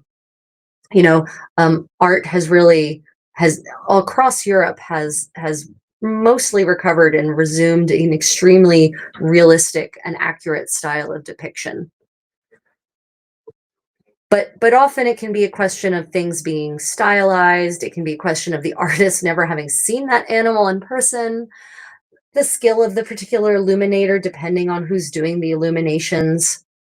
You know, on one hand, you have people like Jan van Eyck who are doing illumination work, and their illumination miniatures are some of the most ignored hidden gems of the art history world.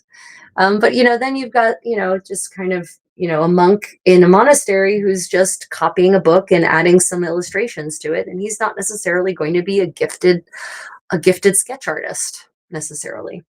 You know, it depends on who's, you know, who actually commissioned it, who's doing it, that sort of thing.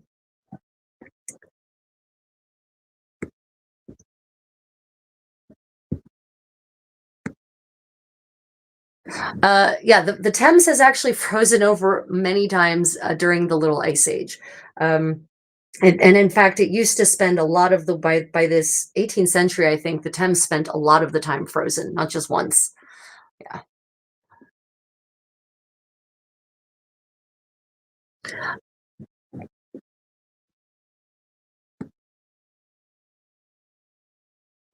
Uh, yeah, so exactly. I've talked about the Little Ice Age. The Little Ice Age sort of sets on in about in the end of the 13th, 14th century is when it really things start to cool. And then by the 15th century, things are getting cold, but that doesn't mean that every day is cold, right? People imagine an ice age and they imagine that it's just like sheets of ice everywhere. And that's not, there's still seasons, right? This is the Little Ice Age. They call it the Little Ice Age specifically because it's not a question of the, you know, the glaciers covering Europe. It's just that the temperatures drop pretty significantly as the 15th century wears on. And then by the 16th century, you're going to notice that in the 16th century, necklines come up a lot on in a lot of places, especially the further north you go. And yes, that could be attributed to the actual prudishness of the Reformation. But it could also have coincided with the practical matter of it's cold. It's getting cold. It's not getting warmer. It's getting colder. We need to cover more of ourselves.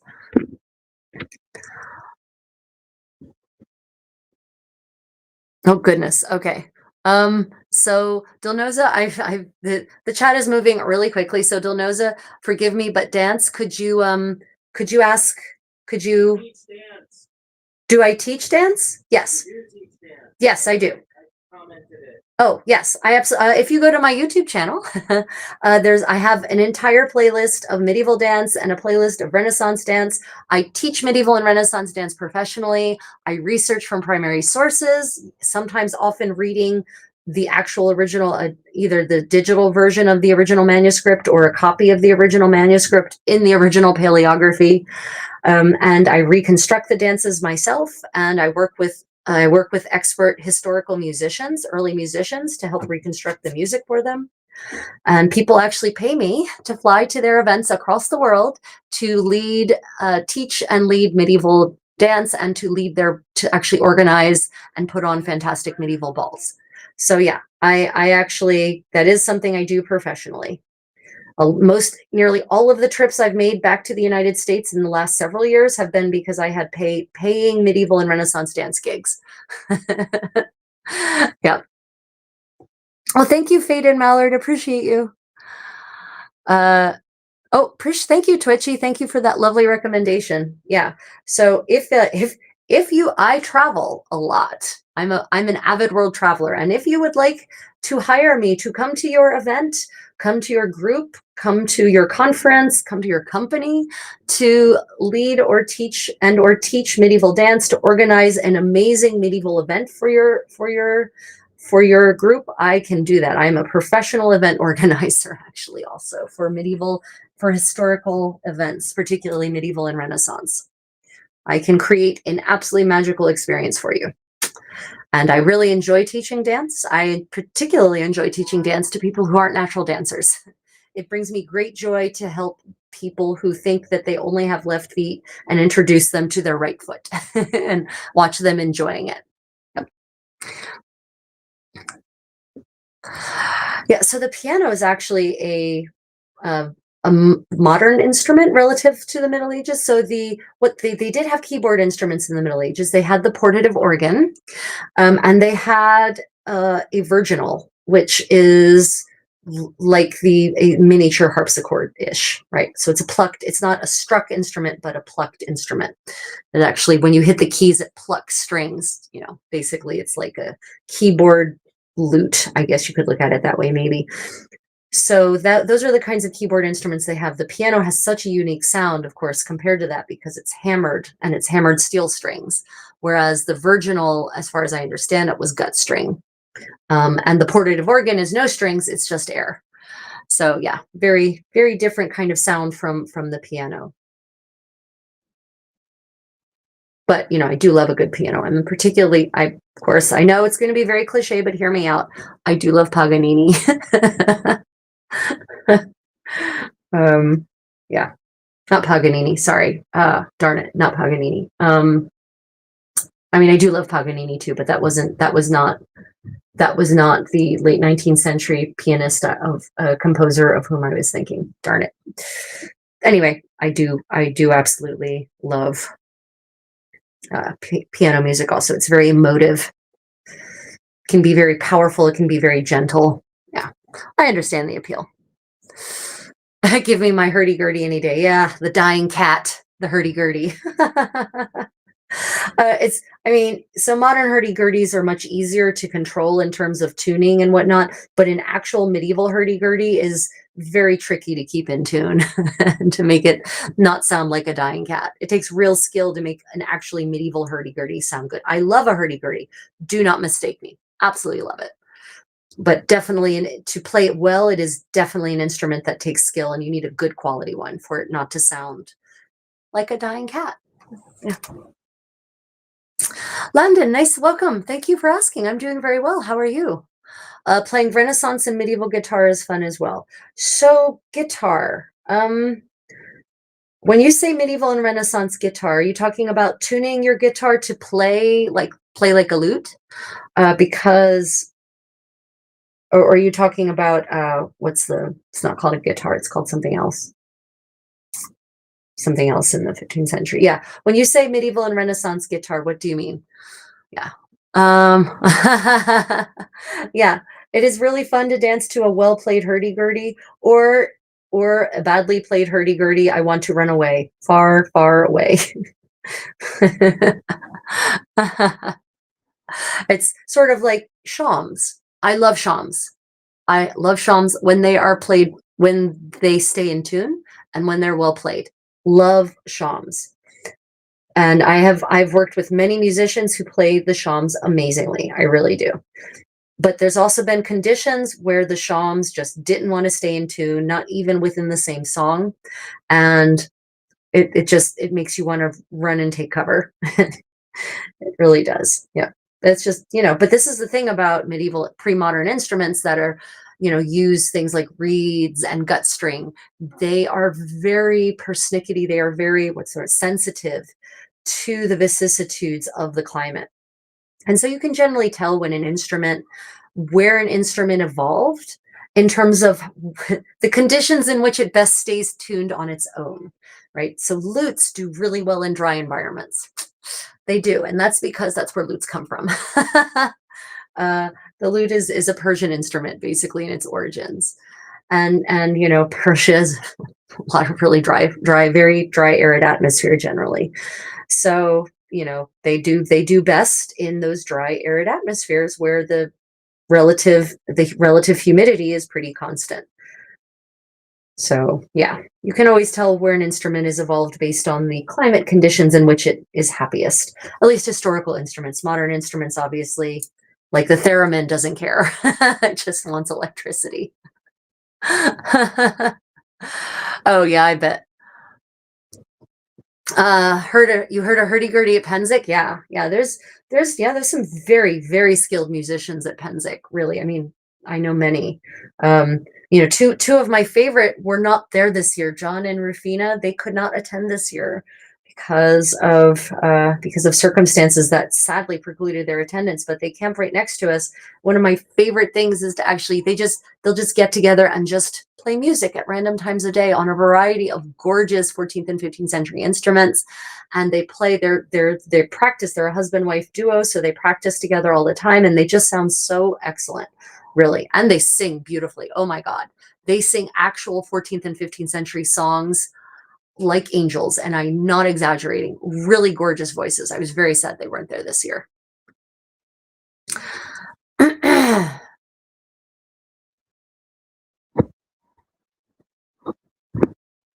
Oh, I see. Oh, Mark. Oh, I see. Oh, you love playing the actual music. Yeah. So you've got it transcribed. Yeah, I mean, yeah, no, I agree. A guitar, if you use a guitar to play medieval or Renaissance music, it's really a special, beautiful sound. I'm personally, in terms of guitar, I really love Spanish guitar, but it's classical guitar, right? Like it's basically playing the guitar like a lute. I mean, not entirely. I know some people some pedants are going to come after me for that, but I figured out that that's why I love why I love classical guitar so much. I love a plucked guitar. I actually prefer the plucked guitar over the strum guitar. I don't dislike the strum guitar. There's just something about the plucking that really it reaches deep inside of me and really pulls something out that's wonderful. Let me see. Okay, so what you might have been wondering, I've been repairing my stockings. This is a medieval stocking, and I will use that term broadly and on purpose, because for most of the Middle Ages, and I mean in Europe, from the 11th to the 15th century, this is what women are wearing on their lower leg, right? This goes right up to a little bit above my knee. It's cut on the bias, so it has a little bit of stretch, and that is an authentic technique. They did definitely cut certain garments on the bias, not many, but stockings in particular, especially for women and chausses. And these are made of linen, and we do have some extant linen stockings, so I don't want to get any hate about they never wore linen clothes, except unless they were smocks or underclothes, right? They definitely did. We have extant linen stockings. Actually, I think it's a man's pair, but it's a bishop's knee length pair of stockings, and they're made of linen, right? So this is what they look like. Part that covers your calf, and then the foot on the bottom. And I walk through mine really badly. Like this one I patched. You can see I patched it. And look, lo and behold, there is already a new hole. Right. So yeah, what I'm now going through and doing, and I sewed that up. I didn't patch it. I got lazy and sewed it up, and now I'm paying the piper for that. So what I'm now doing is I'm actually going through and I'm basically just resoling all of my stockings with a heavy duty fustian, which is basically a relatively coarse woven linen cotton blend. It's a very utilitarian fabric, and it should hopefully last longer than my other patches have because of the nature of this. So this is what I'm doing. I'm going through and patching all of my stockings because they all at this point, literally there's all of them needed. And you can see this is a past. I already got that one done. This one's done. This one, I mean, I've completely, the heel too. On this one, I've completely, that's the heel, right? So I know it's the balls of my feet and my heels where I wear through things. So I was waxing the thread. I definitely wax the thread before sewing. Thank you for asking that. When you hand sew, ladies and gentlemen, you want to wax your thread. So here is my current little ball of sewing wax. And I literally assembled this from the off drippings from my beeswax candles because at Pennsic, there was wind at nighttime often. And of course, it causes the candles to drip instead of to burn cleanly. And so the drippings ended up all over my tablecloth and all over the candlesticks themselves. Handsome, could you bring one of those candlesticks, please? Yeah, all over the candlesticks themselves. And I literally peeled the wax off of the tablecloths and off of the candlesticks. And I bunched it all together and made a little ball of sewing wax. Which candlesticks? The Todd Cutler ones.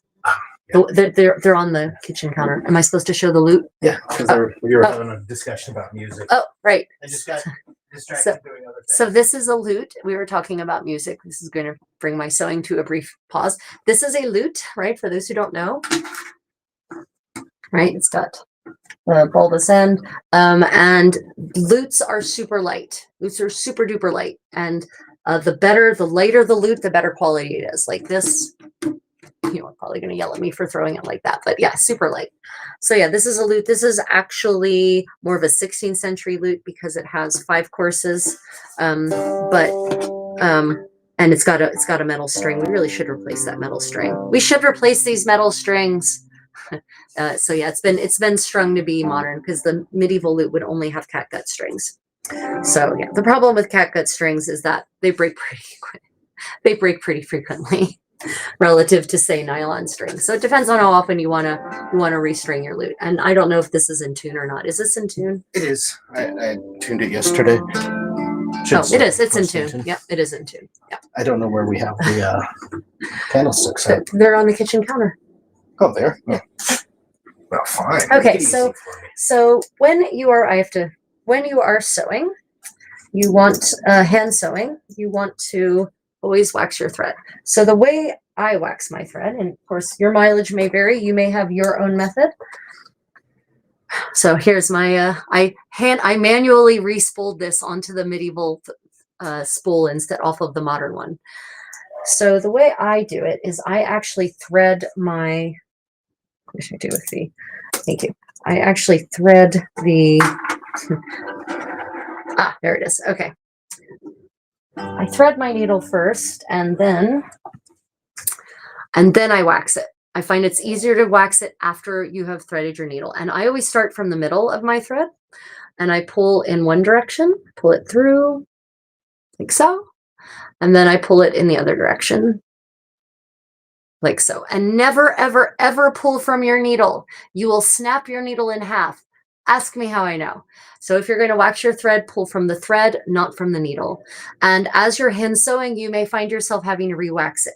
Now, why do we wax our thread? We wax our thread because when you're hand sewing, unlike when you're machine sewing, you're going up and down and up and down and pulling the thread, the same length of thread again and again and again and again through the fabric.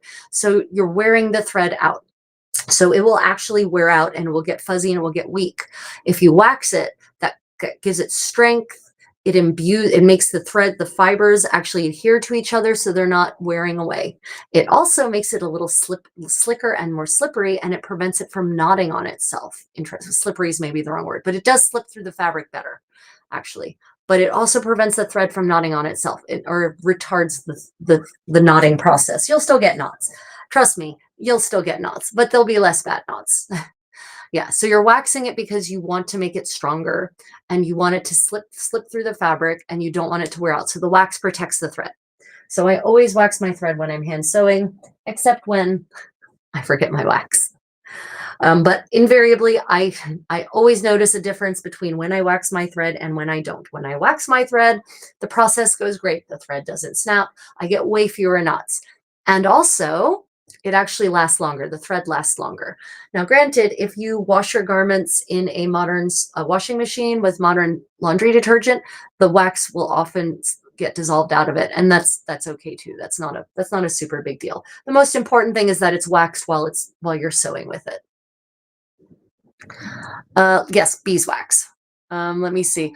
Was the bread in the 1400s healthier than today's bread? Yeah. Okay. So Han, go ahead and pop it in there, but I'll go ahead and talk about it. Okay. Was bread healthier in the 1400s than it is today? I will say that on the whole, the average person absolutely had access to a much healthier bread. For one, there was no factory made bread in the Middle Ages that was laden with chemicals and preservatives. 2, bread in the 14th century was almost only sourdough.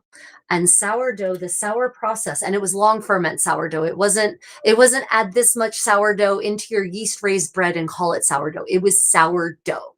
It was fully fermented, usually probably an overnight ferment, if not longer. I've actually read some studies that suggest that they may have actually fermented certain doughs up to 7 days. And I don't know how they do that without it exhausting itself. But anyway, long ferment, slow ferment, fully fermented, which means that the bacteria in that make it sour are actually digesting the gluten, any gluten that's there. They're digesting it. They're making it accessible. They're excreting vitamins and minerals that we would then they end up in the bread, and then we eat them. So the bread is definitely more nutritious on the whole.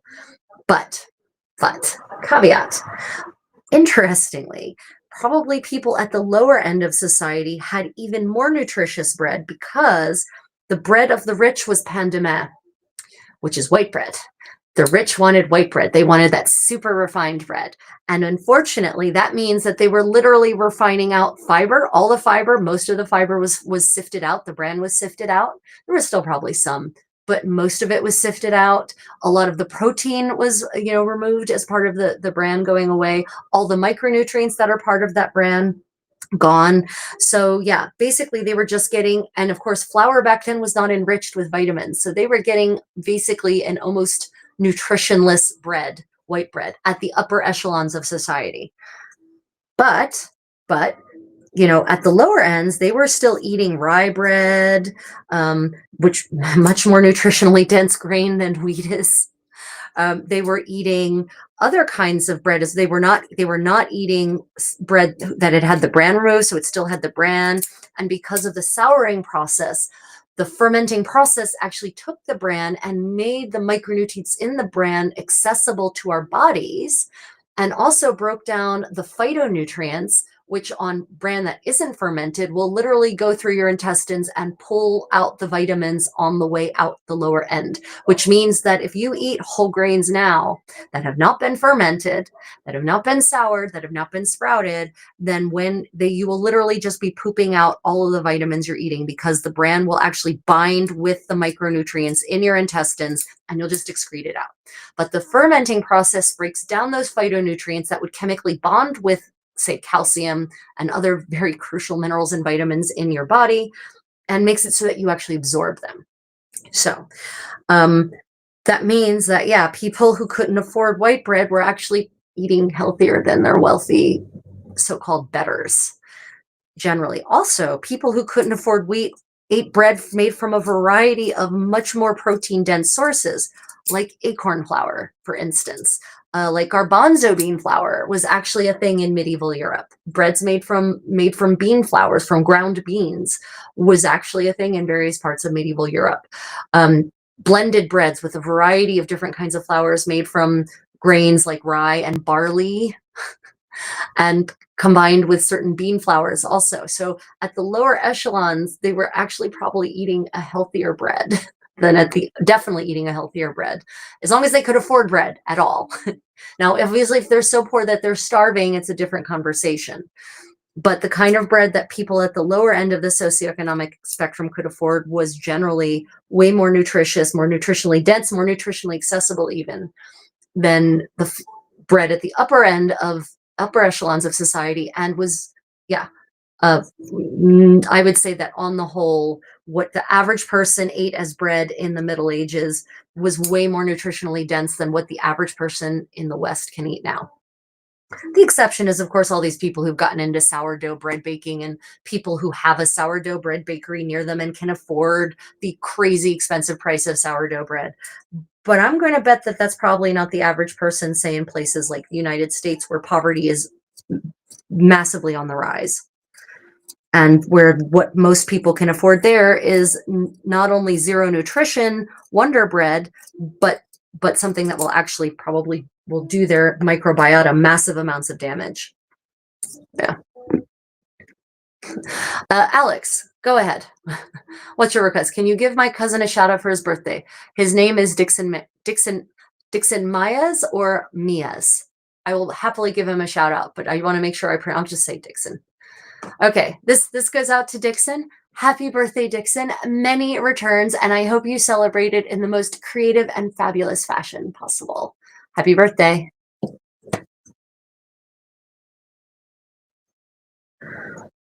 Yeah, go ahead and screen capture that if you can. Yeah, my ass. Okay. Yeah, ergot, bad news. Absolutely bad news. Ergot poisoning, yeah. So ergot arrogant poisoning becomes an issue in times of famine and in times of crisis, especially wars. Um, um, because the damage done by wars, arrogant poisoning reached, I think, an all-time high, I think, in Europe during the 30 Years' War. And there's actually a lot of theories as to connecting the rise of ergot poisoning in the 17th century as a consequence of the devastation of the 30 Years' War. We need to talk about that war more often, by the way. The devastation of the 30 Years' War and the rise in witch trials.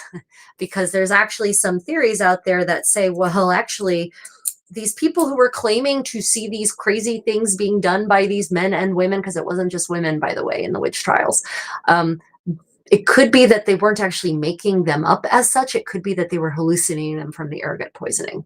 So, that's an interesting thought about ergot poisoning. I'm actually not certain how prevalent ergot was in medieval granaries. I actually haven't read, nothing springs to mind, which makes me think that maybe it was less of an issue in most of the Middle Ages than it, say, was in the 17th century. Not to say it didn't exist, but as far as I can tell, it didn't necessarily reach pandemic levels.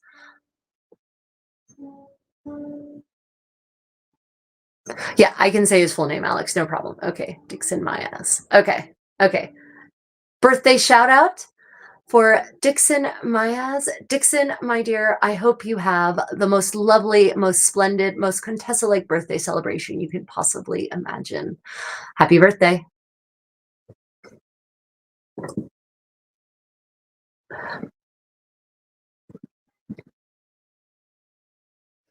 Hildegard von Bingen. I love Hildegard. So for those who don't know who Hildegard von Bingen is, she is really a true polymath, a true, as we would say now, a true Renaissance woman. I know the irony. She is a true Renaissance woman, though. She does it all. She's, she becomes an abbess. She's an anchorite. She's a philosopher. She's a scientist. She's a mathematician. She's a musician. She's a poet. She studies health and nutrition science. She experiments. She produces. She obviously cooks and bakes because she's, we have some recipes of hers. And she's wise. She's so wise that potentates throughout Europe will seek out her counsel. Right. So she is a very wise woman, and that she is this in the era in which she is rather remarkable. But yeah, her songs, her polyphony is absolutely gorgeous. Hildegard von Bingen can recommend 10 out of 10. Today, Karen, unfortunately, we are, for those who are wondering what I'm working on, I am repairing all of my stockings because all of them have holes in them and if they don't have holes, they're on their way to having holes, specifically in the soles. So I'm just resoling all of my stockings, all of my 15th century stockings, because I know that eventually I will walk holes in them, even if they don't have the holes yet.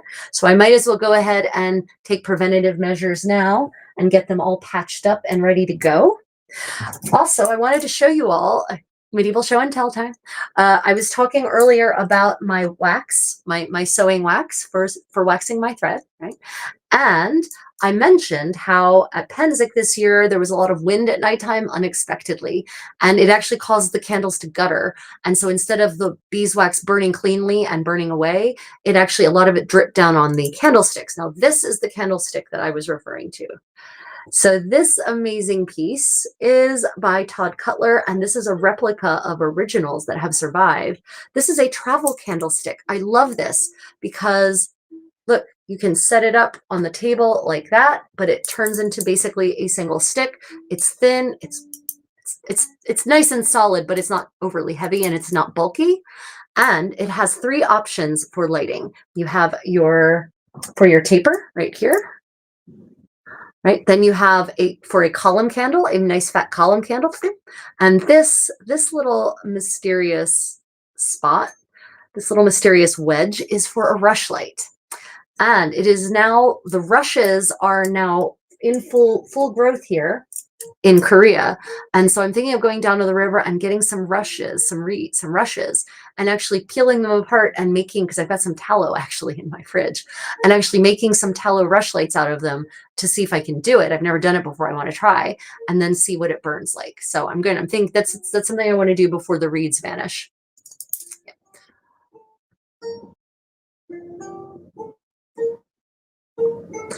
Yeah, exactly. So back to the topic of Arrogate, as Twitchy says, it's contested whether Arrogate was actually present or not. Yeah.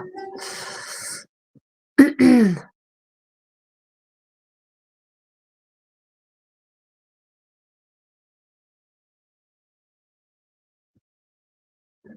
to get it through TSA. They always check. Oh, I see. Okay. No problem. Okay, what is a rush light? A rush light is rushes are a reed. They're a water plant. And yeah, I did. Yeah. The rushes, although I didn't delete the message if you want to go back. What, Handsome? Oh, I didn't hide it. I just blocked him. If you block him, it deletes it. Oh, okay, great. Okay, fantastic. Obviously, he's a fool. Yep, he's gone. It's all good. Okay, but in any case, in my enunciation, it didn't actually come out that way. Right. So rushes are basically a water plant. And you actually, the outer part is not what you want. You want the inner part. The inner part is kind of sponge-like, and you actually make strips out of it. And so it becomes like a wick. It's a poor person's light. The rush light is the poor person's lighting solution in the Middle Ages. And so you actually strip the inner core out of the rushes, and they're sponge-like. And so they actually, you soak them in a fat of some kind. Tallow was a very common one. Some kind of inexpensive animal fat, this being rush lights being of the lower sort, lighting for the less well off. And then it absorbs it, and it actually wicks it, and then you burn it. And the reason that, if you think about it, candle wicks are made traditionally or conventionally now, they're made of string, right? They can hear me? Fibers are expensive. Maybe, I don't know. Fiber, thread is expensive. So it's really only people who are well off who are going to literally burn thread, like i.e. a wick. So for the people on the lower end of the socioeconomic spectrum, they literally can go down to the river, pull some weeds out of the river, and strip the core out and turn those into lighting. It's practically free, right? So that is what rush lights are. They were a lighting solution for the poor, basically. And so that means that anyone could do it. Anyone could make rush lights, basically, as long as you had access to rushes. So you had access to some body of water, and especially in wet places like England. Most places have rivers of some kind or ponds of some kind, most places in Europe. And so you can access rushes that way. Now, granted, I'm confident that in places that didn't have rushes, they came up with some other solution that would still make a rush light. It would just not be with rushes. It would be with some other plant that perform the same function. Yeah. Oh, wow. Apparently they can hear your tinkling. Yeah, Tudor Monastery Farm. If you all haven't seen Tudor Monastery Farm, highly recommend. It's like a how-to guide to 1490 farm life. It's a how-to guide for 1490 farm life in England, and honestly, not just in England. Even though it is England, most of the skills that they demonstrate on this show are absolutely applied across Western Europe and possibly Eastern Europe as well. So Tudor Monastery Farm, a group of archaeologists and a historian, 2 archaeologists and a historian, actually go live and work a farm that dates to 1490. And they literally live it and work it for a year.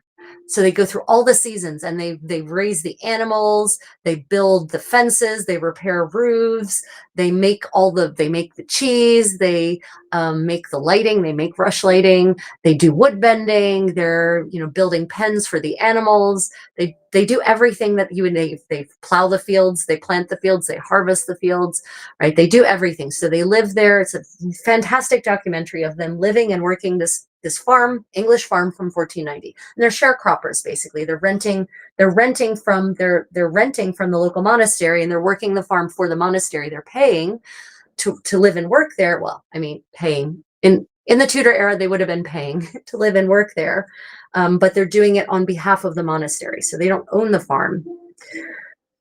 They're they're sharecropping is what we would call it in American history. And it's fantastic because they actually show you how to do these things well enough and in enough detail that you could actually then go and do the thing. For most of the skills they demonstrate it in enough depth of detail that with just a middling knowledge of handcrafts, you could go and replicate it yourself. Rush stocks are similar to cattail stalks, though rushes are better for rush lights. They burn cleaner. They are not related plants. That is good to know, Takeda. I was thinking there must be other plants that had similar stalks that would work in the same way if you couldn't find rushes. Interesting to know that cattail stalks are similar. Interesting. Good to know. How do you turn sheep's wool into fabric? I own a kilt and I'm curious. Oh my God. Wool production. So silk is actually relatively easy to make in terms of how to get from silk cocoons to silk fabric, because silk cocoons just need to be degummed. The thread comes pre-made. Wow, wool to fabric is a 20-step process. It takes a lot to take wool from the sheep and turn it into a nice finished fabric. And a lot of people don't appreciate that. So you have to shear the sheep, and let me tell you, sheep are not always eager to be sheared. So that's step one, shear your sheep. Step two, you need to wash the wool. It needs to be not degreased. It needs to be washed, like all the what's the word I'm looking for? The gunk from the fields, right? From the sheep's life needs to be removed from it. And it will need to be combed and carded. It will need to be spun.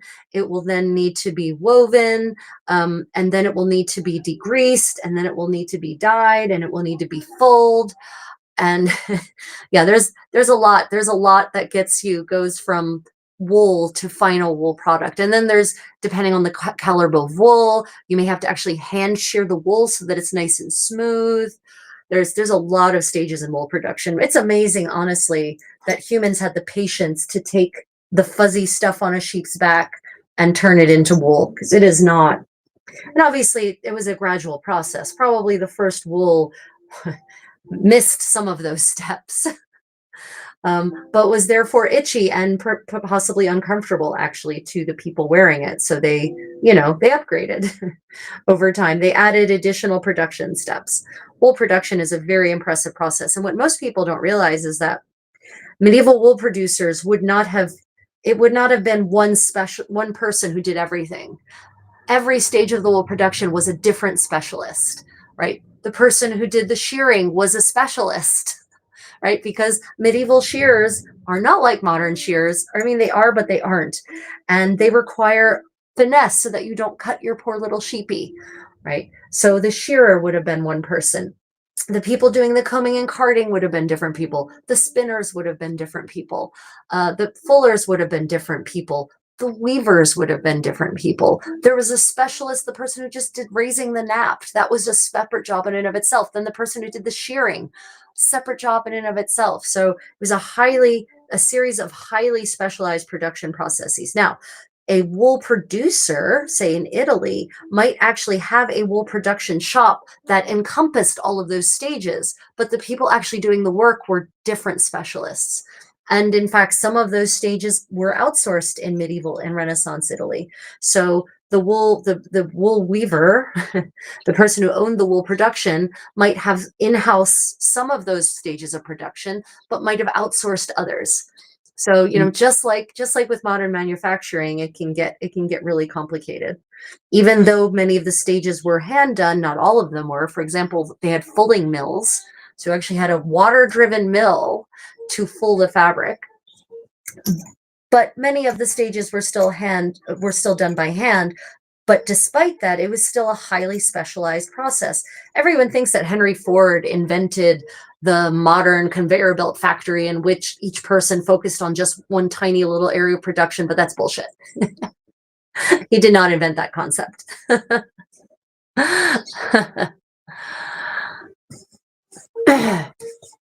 Yeah. Well, Melton wool, Twitchy, Melton wool is still woven.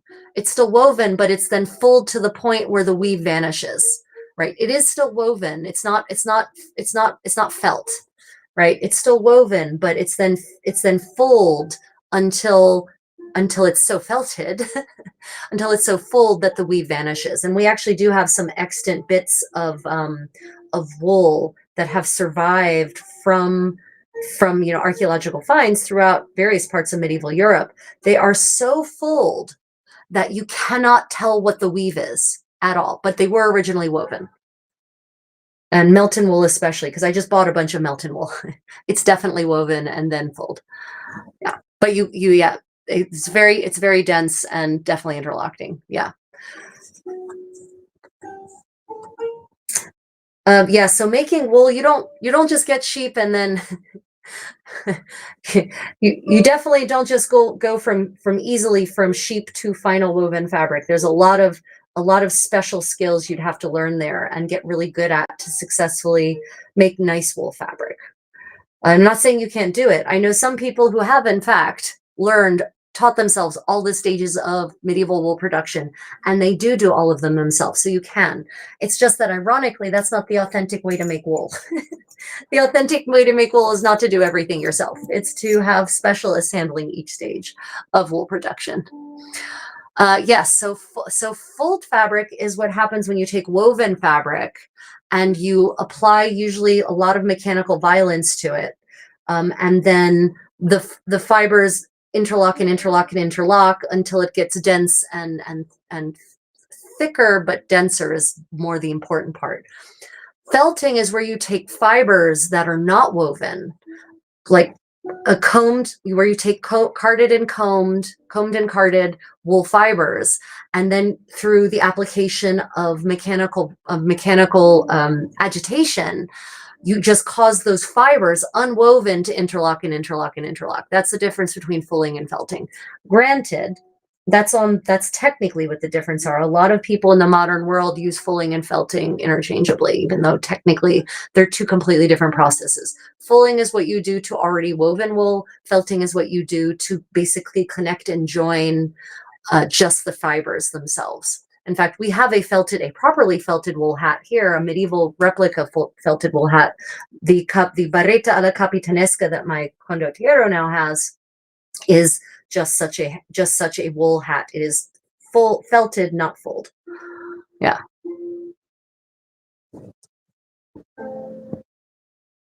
The word for the not felting. Yeah, fulling. It's fulling. How is a kilt made? Is it woven? Kilt. So a kilt is woven. It's just woven. A kilt is well, first off, how is a kilt made? Well, first off, you have the wool. And then how the kilt is made depends on the kilt, right? If you're talking about the sort of modern kilt that came about in the 18th century, then that is, a pleated mini skirt, basically. So that's a tailored garment. But if you're talking about a belted plaid, which creates a kilt, then that you're talking about what some people call the great kilt. Then that's literally just a length of fabric, a long length of fabric. And it doesn't have to be plaid, by the way. A long length of wool generally that is then pleated in a specific, laid over a belt, pleated in a specific spot. You lay down in it, you wrap the belt around yourself, and then you arrange the rest of it about your body, right? So not all kilts are the same. And by the way, kilts are not medieval European. They're not. Kilts are ancient Egyptian. Kilts are Assyrian. Kilts make appearances in lots of places in ancient Mesopotamia, but they are not medieval and they're not Scottish. And the word kilt does not mean skirt, and it's not even a Scottish word. It is a Middle English word that comes from Norwegian that means to fold or to truss up. Literally, it means to truss something up.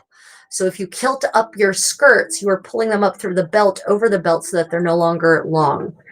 And that's where the word kilt came to eventually be applied to the skirt-like thing that is supposedly traditional Scottish clothing, historical Scottish clothing, but isn't really. That's because they were actually wrapping this big mantle belt around themselves. There it is. This big mantle around themselves, starting really at the end of the 16th centuries where they really started doing it.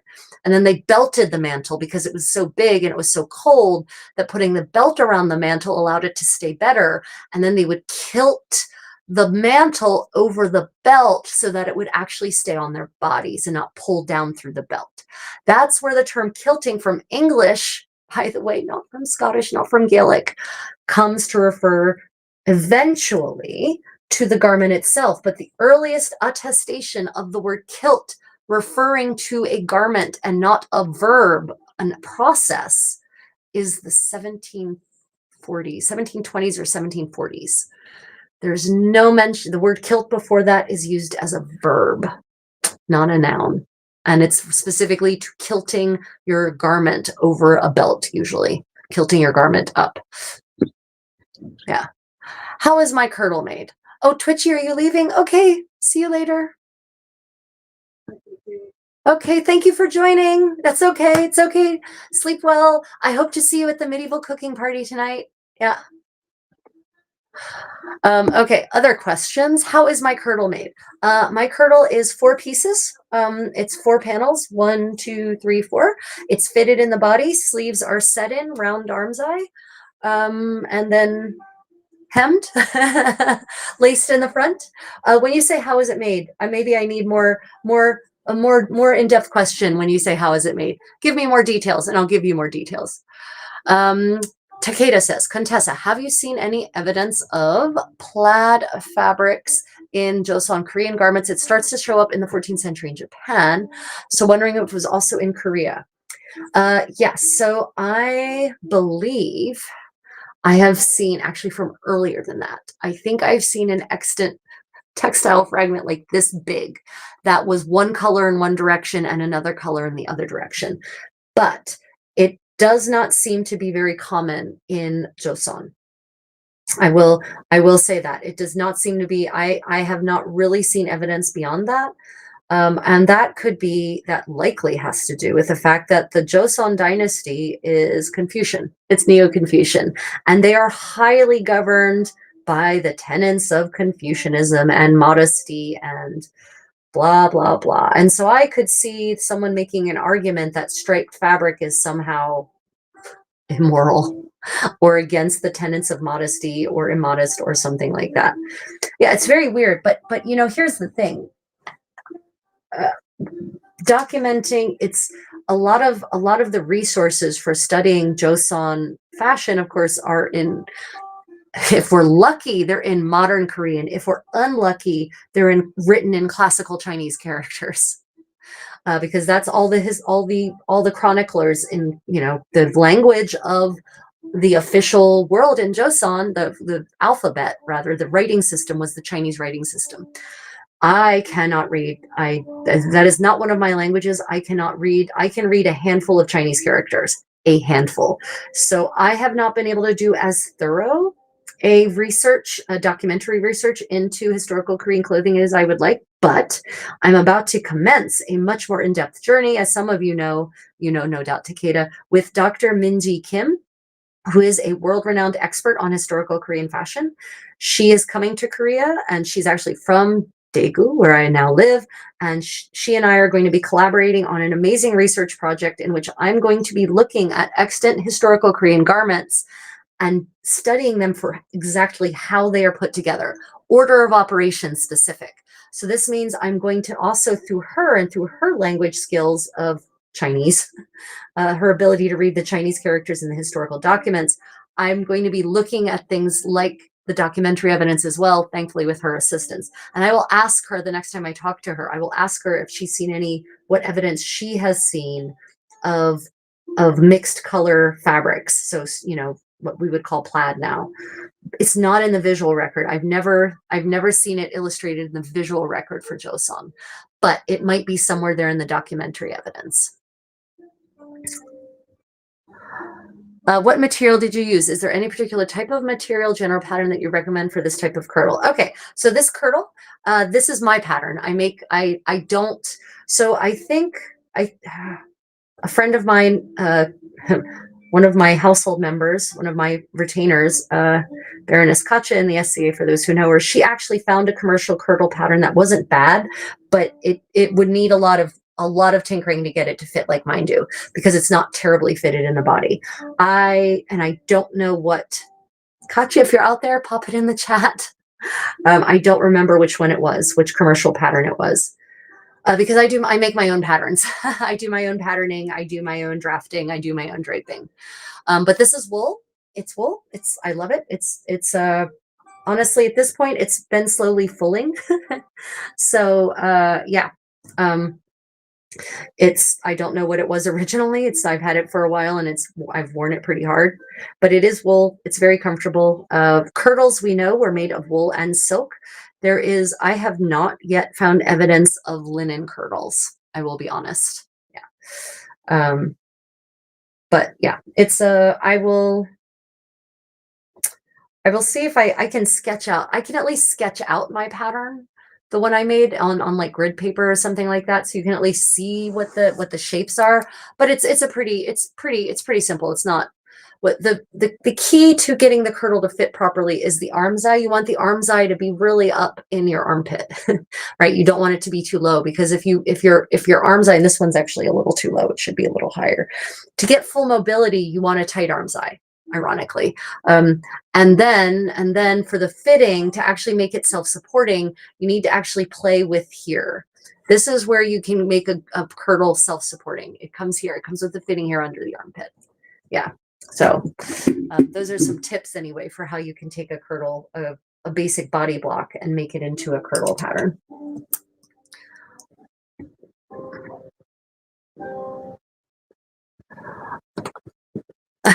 Your big racer, your grandmother made her own clothes. Yeah, my grandmother made a lot of the clothes for my mother and my aunt, not because she wanted to, but because my grandfather was a bastard and abandoned them. And she not only had to work full time, didn't give them money either, not only had to work full time, but then, they were so poor that she had to make their clothes as well. So yeah. My dad's mother, she, made, she was very crafty in general, I will say. She taught me how to crochet when I was 9, for instance. So yeah, I think come by it rightly, eh?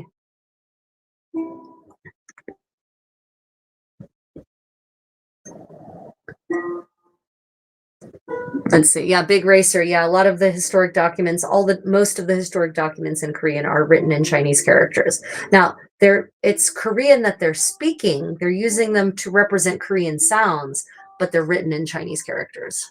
Yeah. Yeah, you're welcome. Oh gosh. Michel? Michel?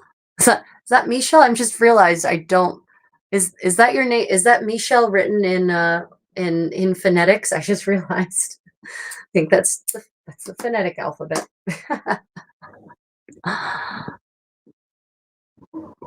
I am, speaking of patterning, I am currently working on reworking the pattern for my so-called Burgundian gown. If you watch my video on YouTube, I have what I think is actually a pretty useful video called My Medieval Sewing Mistakes. It actually talks about some of my greatest failures and how we can learn from them and improve. And one of the biggest failures was when I patterned my Burgundian gowns, the ones I currently have. I don't know what I was thinking, but I did not pattern them over top of a kirtle. I didn't pattern them on this. I patterned them just over whatever shirt I happened to be wearing at the time.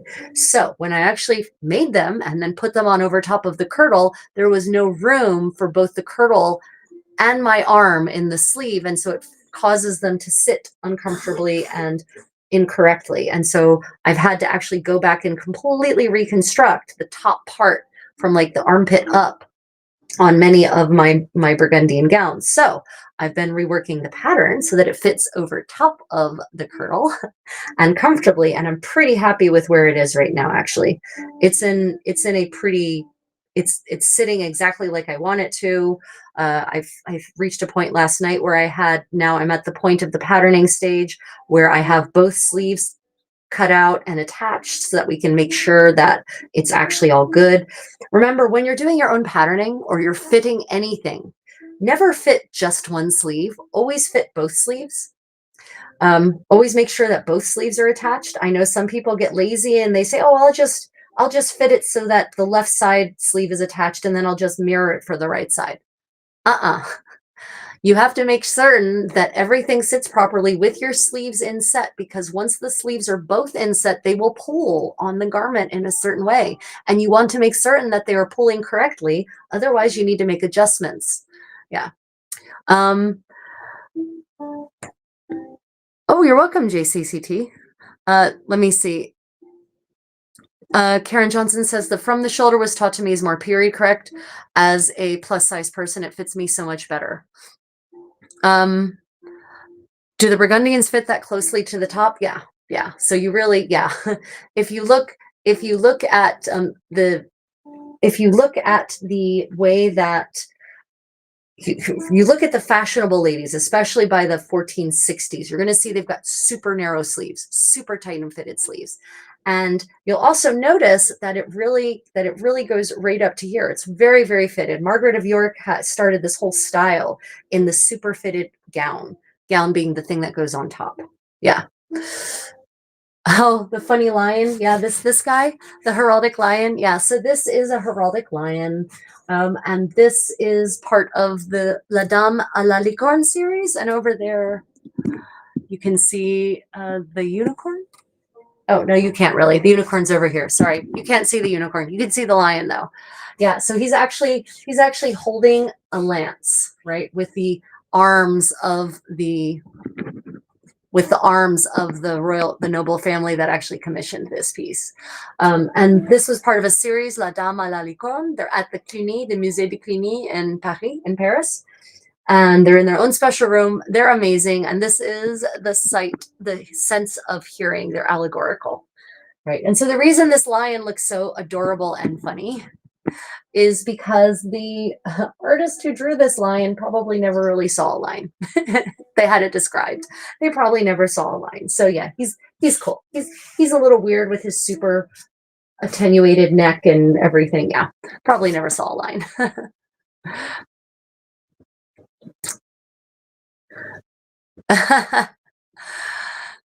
Yeah, so Karen, yeah, the sleeves are actually just that tight. They really are. If you look at all the depictions of Margaret of York in all of her things, her sleeves are always super fitted. All of them. Every single depiction of her is super fitted. It's not artistic license because they have no problem showing women in dresses with not fitted sleeves all throughout the century. So it's not artistic license. They really are super tight. In fact, in one depiction of Margaret of York, she is depicted kneeling and her sleeves are so tight. And this is one of her miniatures. So this is the artist in the miniature took the time to depict this. Over this part of her sleeve, of her gown sleeve, it's actually open and there's lacing. You can see zigzag lacing because it's so tight and fitted on her arm that they've just given up on trying to squeeze her hand through it and just open it up and put in lacing that's actually open so you can actually see the smock underneath of it. So that's how tight and fitted her sleeves were. As for actually, I want to follow up, Karen. I want to follow up on that comment. The from the shoulder was taught to me is more period correct. As a plus size person, it fits me so much better. Could you clarify from the shoulder? What you mean by from the shoulder? I'm not getting the visual, or maybe I missed a reference, or maybe it's something I said. If you could Karen, if you could clarify what you mean by from the shoulder, because now I'm intrigued. What you mean by more from the shoulder is being more period correct. So I will say that in the 15th century, I always get a little hesitant when people say something is more period correct than another thing, because the evidence we have for tailoring techniques on 15th century women's garments in the 15th century is pretty scarce. There's a couple of extant garments now that have now been found in Langberg, in Borg Langberg, where it's the bodice has survived of a couple of women's dresses, but it's a very, very specific gown and not the kirtle. And it's the kind that has all the pleats in the front, the German kind that has all the pleats in the front. So I would hesitate to necessarily say that's the way that what we call the Burgundian gown would have been made. Yeah. Can I show you what I'm making? Yes, I can. Miron, absolutely. Okay, so I'm currently working on fixing my stockings. So I'm not making anything so much as repairing things. So these are 15th century style cloth stockings. In this era, we have almost no evidence in Western Europe, as in I don't have any evidence in Western Europe in the 15th century of knit stockings, none. 16th century, all over the place. 15th century, I have none. But we definitely have lots of evidence of cut cloth stockings. So this is a stocking, and I walk through my stockings very badly indeed. Therefore, I am resoling all of my stockings with a nice heavy duty piece of fustian.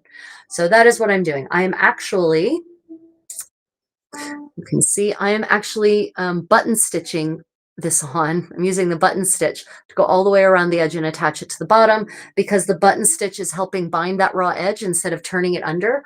I don't want to turn under the raw edge because I don't want that bulk under my foot in addition to the bulk from the seams in the stocking. So I'm just straight up attaching it without turning the edges, but I'm using a buttonhole stitch to actually catch all those raw edges and to add strength to the edge as well.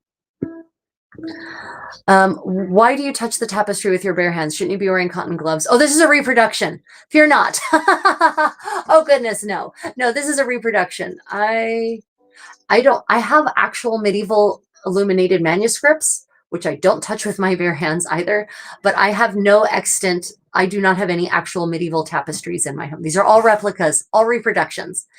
All reproductions. And I do have a video on YouTube that talks about reproduction tapestries and also provides you with tips and tricks on where to find them for inexpensive. But this one, it is actually wool and linen. The fabric is tapestry woven, but the pattern has been silk screened on this one. But I do have replica tapestries where the whole thing is woven. Yeah, no, it's a reproduction. The front seam panels on my gowns go to the top of the shoulders. Oh, you're talking about in the style. Got it. Okay, you're talking about the kirtle that is in the style of Agnès Sorel, right? Okay, yeah, I know what you're talking about now. Got it. Right. So there's different. So for the kirtle, there's a couple of different construction styles. This one is the 4-panel style.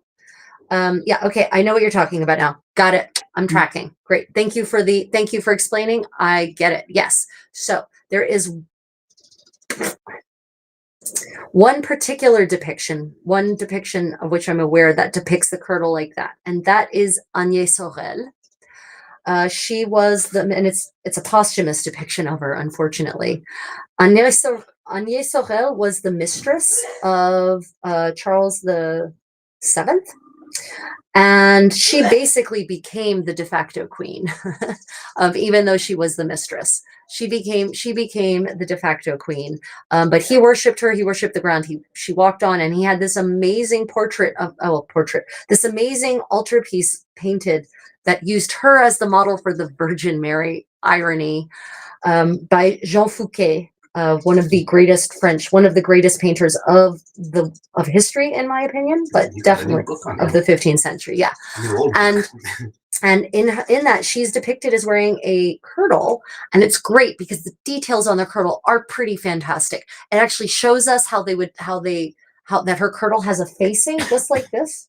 Her kirtle has a facing to finish it, very much like this one, all the way around the neckline and going all the way down the front opening.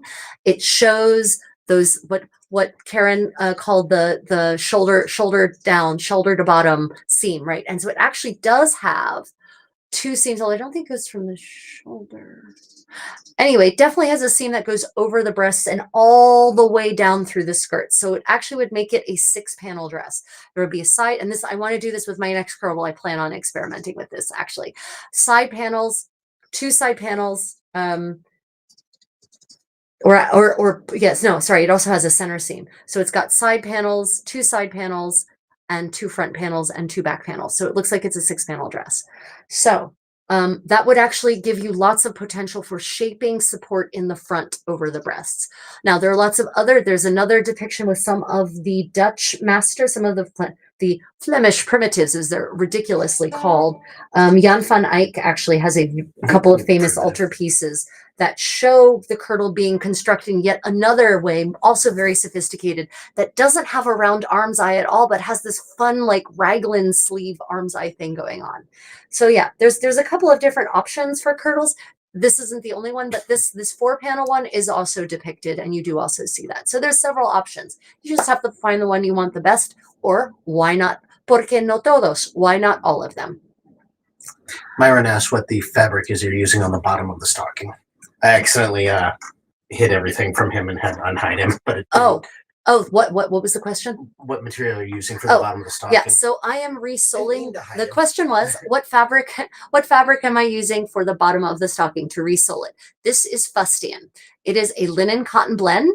So that means linen. I don't remember if it's linen warp or linen weft, but linen in one direction, cotton in the other. And it's, you can probably see, yeah, you can see how thick it is, right? Like it's really thick. It's thick and it's hardy and it's hard wearing. And so I'm resoling all of my stockings in this. And fustian was available in the Middle Ages. It was absolutely a very common utilitarian fabric, and it was used on applications just like this. Tea with Tash says reproduction, but even real ones, sometimes it's better to touch with bare hands. Nah, this one's fine. It really is. It's fine. It's no different than touching any of my garments because it's just wool and linen. It's fine. There's no metal in this. It's silk screen. It's fine. Okay. Oh yeah, books, absolutely. I was told kirtle pieces also go to the shoulder, not curve over the bust to the armpit. Kirtle pieces ought to go up to the shoulder, not curve over the bust to the armpit. Yes, definitely not curve over the bust to the armpit. Curve, like, yes. But actually, I think on Agnès Sorel's, I don't remember if it goes up to the shoulder or if it just ends here. But yeah, no, you're right. It doesn't go to the armpit. It goes straight down like this. Yep, on Agnès Sorel's. Yep, absolutely, 100%. Are there historical household records for clothing purchases you find amusing or interesting?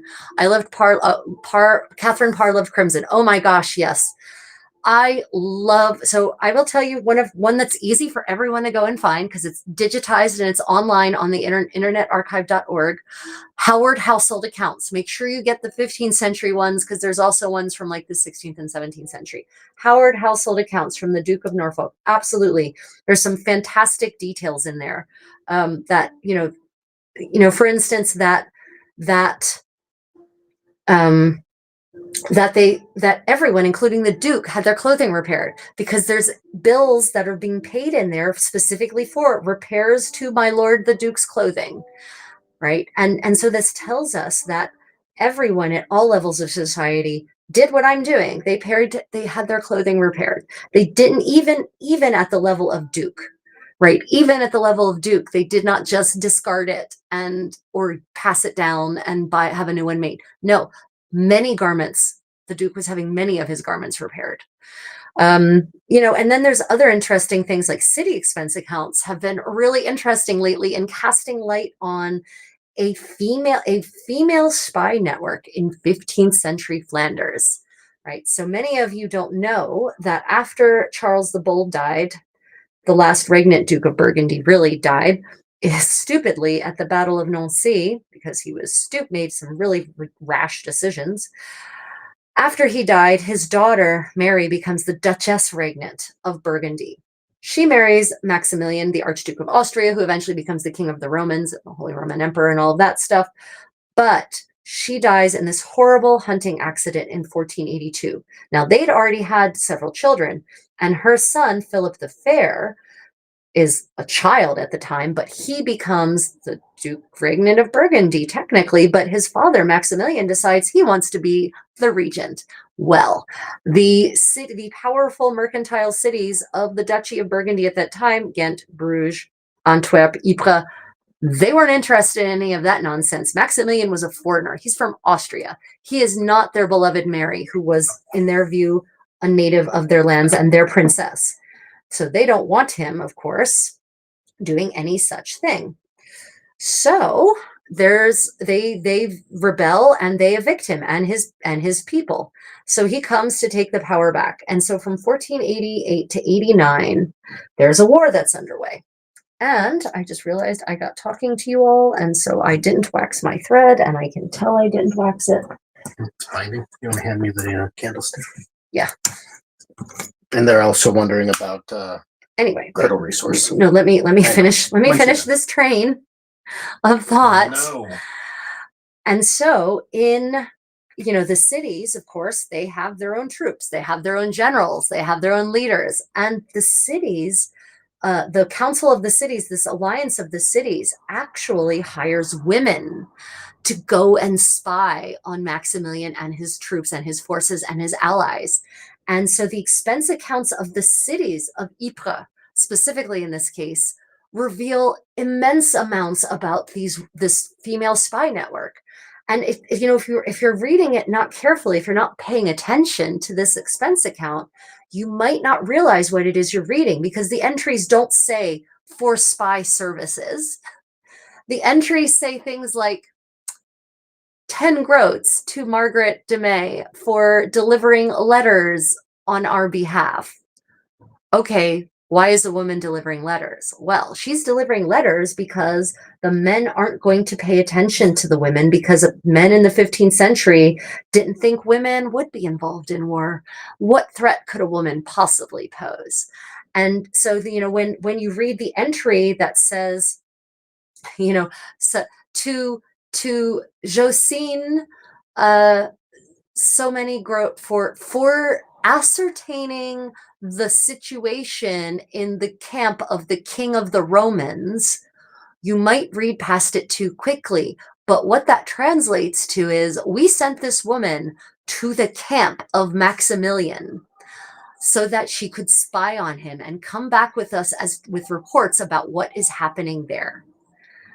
So we've learned so much from these city expense accounts about women's roles as spies and secret couriers in the course of this war, and what a very key role they played, because basically the cities stop using men because men keep getting stopped. They keep getting found out. They don't use them for their spy work during this conflict. They're using only their own burgesses, only their own women folk. And the women folk invariably make it through. They invariably successfully deliver the letters. They invariably come back with reports on the King of the Romans, as he's officially called in that expense account. So yeah, expense accounts just have some really amazing things. And, entries for, that say things like, so and so much money for the new chimney pieces for the castle, also tell you about, this is the 15th centuries, the era in which even the wealthiest of England are just now starting to get chimneys for all of their castles. So yeah, great question. Yeah, there is so much fun stuff in these expense accounts. Stomachers lined in fur. The fact that, and this is something I wanted to actually bring up to many of you. So, all these expense accounts I've been reading over the years, one thing I've noticed that keeps cropping up, and it's really baffling, is entries for gowns that are then also lined in damask. So the shell is wool. So they're made of a very fine broadcloth, not a cheap, they're made of crimson. So that they're made of very expensive wool, but they're lined in silk damask. So then the question comes, it says it's lined in silk damask. What does that mean? Does it mean just the part of the skirts that if you, held up your skirts to carry them, the part that would be seen was lined in a silk damask? So you would see that beautiful lining? Is the whole thing lined in silk damask? What does lining mean? And also, why would you line a wool gown in silk damask? right? This is actually, I haven't come to a satisfactory conclusion, actually. So if you all have any thoughts on why you would put the silk damask on the inside of the wool and not the outside of the wool gown, that's the question for the ages, in my opinion. Yep. Let me see.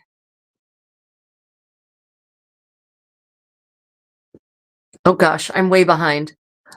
Oh goodness. Thread waxing time. Yeah, definitely. What is your favorite place company for affordable fabrics for historical clothing? The search. Right. Okay. So in the United States, fabricguru.com. No, yes, fabricguru.com. One word, fabricguru.com. Not a channel sponsor. They are a true interior decoration fabric outlet.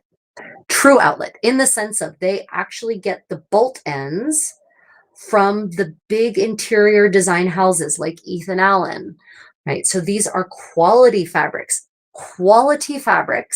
and they are often made in replicas of historical patterns. So you can often find replica 15th and 16th century silk damasks on that page.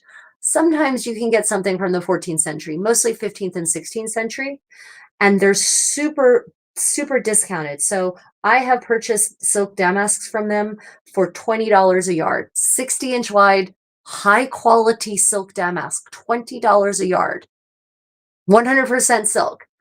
Doesn't get much cheaper than that. And if you sign up for their email list, which I do recommend, you don't get many emails from them, but you will get their quarterly or semi-annual coupon codes. So then you can get their already discounted fabric and add 15% off on top of that. Mostly I go there for my silk damask for silk velvet. They also have silk velvet there. And for brocades, silk brocades. I go there mostly for that. Their wool, they do sometimes have printed linen, which might actually be appropriate depending on your era or interpretation. But yeah, mostly for my silk, for historic looking, or even just full out replica patterns on silk velvet and silk damask and silk brocade, and also silk taffeta, and also silk. I go to fabricguru.com. That's my recommendation there. You can actually also get some pretty good deals at the online on ethanallen.com, because these days it's very fashionable to have these replica medieval and Renaissance patterns for curtains and whatnot. Yeah, so that's my favorite place for that. In terms of if you want, if that's, and again, affordable's hard. eBay is another one. I have gotten some amazing deals on fabrics that are really replica historical patterns on eBay. And the way I do it is I go to their fabric, I do a search for, say, silk brocade, and then under the materials, under the filter search, I tick silk so that it gets rid of all of the polyester. And then I go up in the search window and do minus polyester so that it also gets rid of all the polyester hits. But yeah, I've eBay, believe it or not, I've gotten some amazing finds on eBay. If you have seen, if you've looked on my Facebook or YouTube or TikTok, if you've seen the orange rust colored choppa, it's got the train and it's worn over top of my Florentine gowns. That is a silk, it's silk hemp, a silk hemp blend damask from eBay that I found on eBay for $15, I think $15 a yard. Yeah, so believe it or not, eBay, Etsy used to, I haven't looked at Etsy in a while, but Etsy used to be a good place for historical fabrics that were affordable. Again, bolt ends, no doubt it's a vendor getting the bolt ends and selling them at a fraction of the price. Because here, for those of you who don't have mansions and don't know how interior decor of those grand homes works, if you're going to redo a home, a grand home, all the windows, all the sofas, all the chairs, right, all the curtains rather, for all the windows, you need a large amount of fabric. And so basically, when you get below 75 yards, it's not very useful for an interior decoration house because they can't do a whole home anymore. So that becomes a bolt end in the interior decor world. And so then they sell that at a discount price because they've already really made their money back on the first 225 meters or whatever there is on a bolt these days, right? Yeah. Okay, so answers. So my question about, I guess, about using silk damask to line your woolen gown instead of wool to line your silk damask gown. And Nevis says, the only thing that comes to mind is comfort and less friction. Yeah.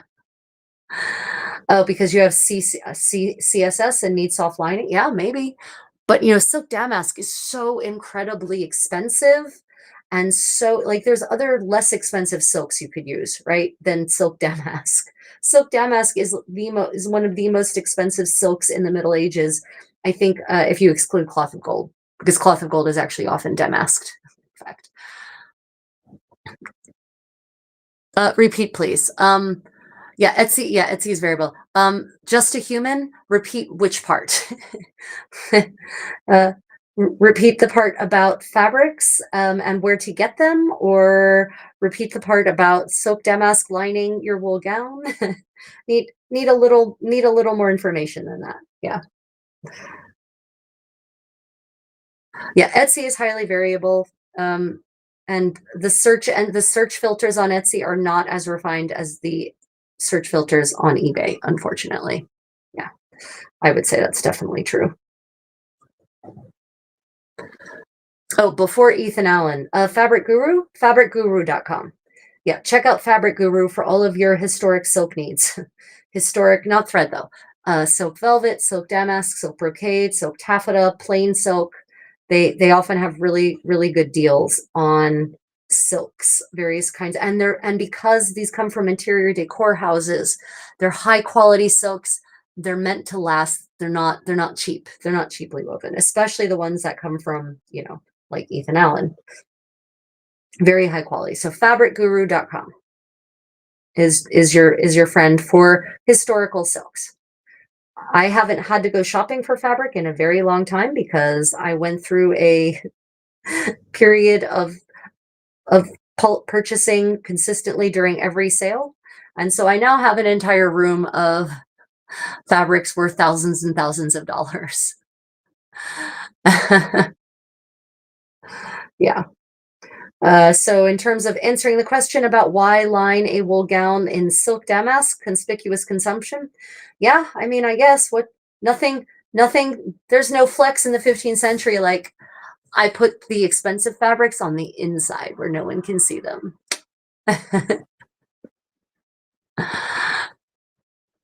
Yeah, the search filters on Etsy are terrible. They're much more sophisticated on eBay. Yeah, I hate the search filters on Etsy. They're pretty much useless, basically. Yeah. So yeah, Handsome, were there other questions I missed? I don't know if Handsome is still with us. He may have passed out. He's still jet lagging. Of course, we are about to, he just returned from the US to Korea, and we are about to hit the road again. So if you are interested in my travel adventures, including my historical travel adventures, I am about to head to Europe. I'm heading first to Barcelona, and we will then be embarking on Queen Victoria for a 14-day voyage around the Mediterranean, focusing mostly on, or only on, Greece and Turkey. So we will be overnighting in Istanbul. I will, of course, be going to Topkapi Palace. We will be live streaming our Topkapi Palace tour. So if you'd like to actually see Topkapi Palace more or less firsthand, while being able to ask questions and actually be able to point me at things that you would like to see more closely, that's probably going to be on my Travels with the Contessa channel. Probably not on this channel, but on my Travels with the Contessa channel. We will be going to a wide array. We'll be doing a live stream tour of the Gothic Quarter in Barcelona early in the morning before people are awake, so it will seem more magical. And I'll be doing that in my Burgundian finery. We will be going, of course, we'll be going to Athens. We will be once again visiting the Acropolis, but I also want to hit, there's a museum of Byzantine archaeology there that I definitely want to hit while we are in Athens. And yeah, so if you'd like to stay abreast of my travel adventures, then you might want to check out my travel channel, Travels with the Creative Contessa. I'm thinking of changing it to just Traveling Contessa, honestly. I'm going to change the name to Traveling Contessa. It's less of a mouthful. Traveling Contessa, and yeah, we'll be doing lots of live streaming from there on the travel front. We'll be doing lots of live streaming from on board Queen Victoria, which is this amazingly gorgeous Art Nouveau style ship, just absolutely beautiful on the inside. Definitely hearkening back to the glory days of golden era of transoceanic transatlantic crossings. Yeah, so meet you. So if you want to come along with me on my cruise adventures, check out my Travels with the Creative Contessa channel. Of course, as you may imagine, we dress for dinner every night. And there's a ballroom with a live dance orchestra, and hopefully they'll actually still have ballroom dancing, although they're slowly doing away with it. We'll be live streaming from there. We'll be doing tours of the ship. I'll be sharing all my adventures with you all, but that will mostly be from the Travels with the Creative Contessa channel, not so much on this channel. So if you want to follow me on my travels adventures starting next weekend, then check out, subscribe, and hit the notifications for Travels with the Creative Contessa. Yeah, I'm an avid traveler. Some of you know I spend most of my life on an airplane, it feels like, or on a train or an airplane. And I love traveling. And we took advantage of a very excellent last minute deal for 14 days. It was $1,700 a person for 14 days. So that's a pretty darned good deal for a voyage. If you work out the per day cost, I don't even think I can live for that cheaply in my daily life, let alone on a cruise ship. So yeah. Oh, so I have lots of channels. I have this channel, my Creative Contessa channel. I have Travels with the Creative Contessa. Then I've got the Kitties of the Palace, all kitty content all the time. For those of you, I know many of you love my kitties. And then we've got Walking Contessa, which is just walking videos because people like to actually go on walks and see people walking places. And so when I go to these amazing places, I'll just film walking around these amazing, beautiful sites, sharing my thoughts and experiences with people. The walking channel is particularly good for people who especially want to be on a treadmill or something and want to feel like they're walking someplace wonderful. Yep.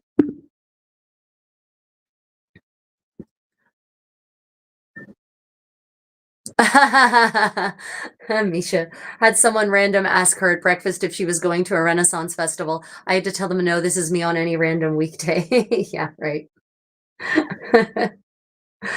Yeah, these days, this is generally how I dress, just because with all these live streams, once I get dressed, that's it. This is how I stay dressed. I don't feel like changing clothes multiple times a day. And I can basically, and especially in my kirtles, I can accomplish everything in a kirtle that I can accomplish in my modern clothes. Literally everything. There's nothing I can't do. I've tried it all.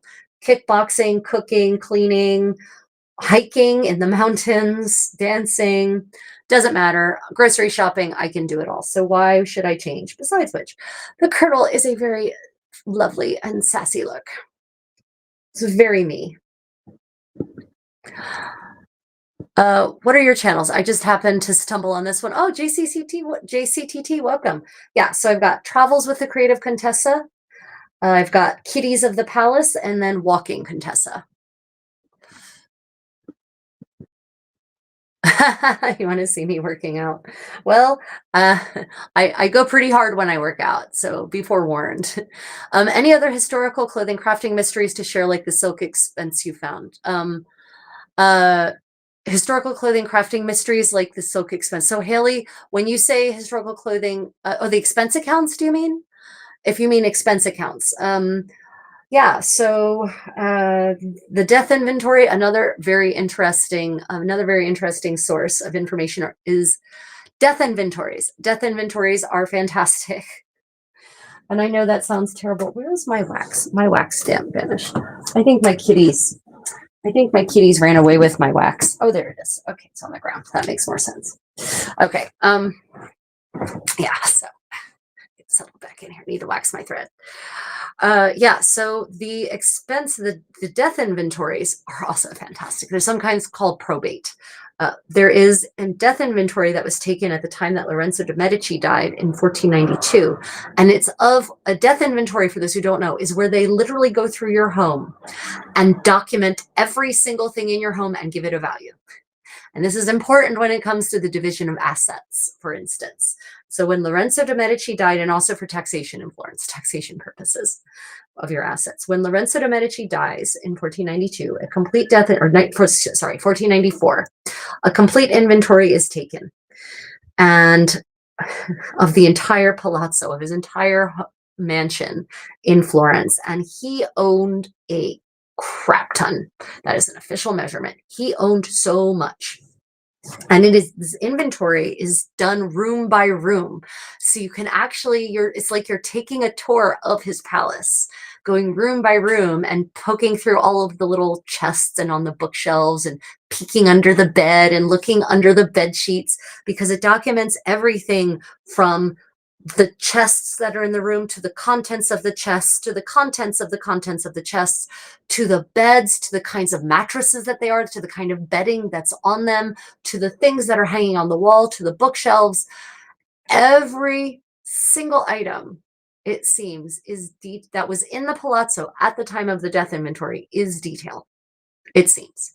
And so a death inventory is the most in-depth snapshot you can possibly hope to get of someone's home at the time of in the past. And Lorenzo de' Medici's does not disappoint.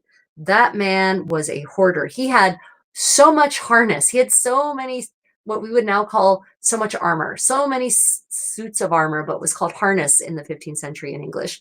He had so much harness. He had so many jousting weapons, so many jousting helmets, parade armor, costumes for jousts, surcoats for jousting. You could tell he was an avid jouster, at least at one point in his life. He has so many clothes, so many jewels. And the Medici death inventory also documents ancient artifacts. He was a collector of ancient Roman and ancient Greek artifacts. And cameos in particular. There are cameos that are mentioned in this death inventory that have since vanished. They're gone. They're gone. They're lost to history, but we know they existed because of this death inventory. So yeah, the Medici death inventory is definitely a really interesting read. And I've shared the PDF of the Italian transcribed death inventory with my patrons and channel members. For those who don't know, I do have a patron, and you also have the option of channel membership if you'd like to support my work and also benefit from extra content like the PDF of the death inventory of Lorenzo de' Medici in the original Italian. But there's also a book called At Home with Lorenzo, and it is a selective translation. It's a translation of selections from his death inventory. So it doesn't include everything, but it includes a lot. And you can get that at Barnes & Noble. I boycotted Amazon for many good reasons. You should too, if you can.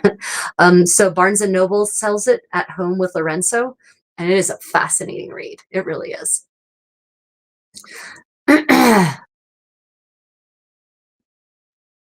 Oh yes, I have a Discord. Tea with Tash, I have a Discord, and one of the benefits I have Discord. I am on Discord, and I do have a Creative Contessa Discord for my channels and Patreon. So one of the benefits of channel membership and patronage on Patreon is my Discord.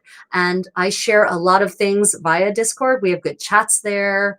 I post when I find things that are of interest to my community that are, sort of the next level, little extras for you all, research, primary sources that I find. I share it on Discord often. Yep. Yeah, Savonarola wasn't actually the thief, Susan. It was everyone else. Because Savonarola was against, of course, the vanities, as he called them. He didn't believe in all of those worldly belongings. But yeah, it was everyone else who stole it. Which is why that death inventory of the Medici, the Palazzo Medici was so helpful. When the Medici returned to Florence after they'd been banished, they were literally able to say, yeah, you all owe us this. The city of Florence, you owe us this much money because here's what we're missing. And also, if any of you have any of these things, return them now before we destroy you. Good times. Good times. What can we say? It was a great time. As Dickens says, it was the best of times. It was the worst of times. How do we find Tea with Tash? How do you find what? Discord. Oh no, the Discord is the Discord is only if you're a patron, or a channel member, go to my, I think I have to refresh the invitation actually because it expires every 2 weeks, but I share the link for my Discord on the community posts on YouTube for my members. If you go to the members only section, if you're a member, or if you're on Patreon, then it's a post that I post on Patreon. I think I have to publish a new invitation for it again. So I'll go after this live stream. I will go and repost the invitation for the Discord server for channel members and for patrons. So right after this, I promise I will do that. I would do it now, but it's literally the thing that's doing the streaming is my phone. So yeah. Out of sheer curiosity, have you ever been contacted to consult on many video games? I assume you'd be a world of knowledge for something like Manor Lords. Oh yeah. I've consulted on independent films. I've consulted on novelists, and I'm actually have a consultation scheduled for Monday morning with a writer. I have not yet been contacted by video game makers, but they should contact me. I have a lot to tell them. I recently did a live stream with Philip from Irish Medieval History, where on the new Kingdom Come Deliverance 2 downloadable content extension for Legacy of the Forge, he played, and I observed and quipped and snarked. And yeah, I have a lot to say about yeah, there's a lot of good information I could give a lot of game developers to make their games more realistic and more accurate if they wanted it, for certain. Kingdom Come Deliverance 2. So my biggest beef with Kingdom Come Deliverance 2, even the updated version, is that the silhouettes of most of the people are wrong. So for the men, it's all rectangular and boxy. That is not the silhouette of the late 14th, early 15th century in Bohemia, or indeed anywhere in Europe. In the late 14th and 15th century, the general silhouette across Europe is for men is what's called either wasp waisted, or I heard one of my fellow fashion historians coined the term, or she used the term, if she coined it or not, I don't know, chalice shaped.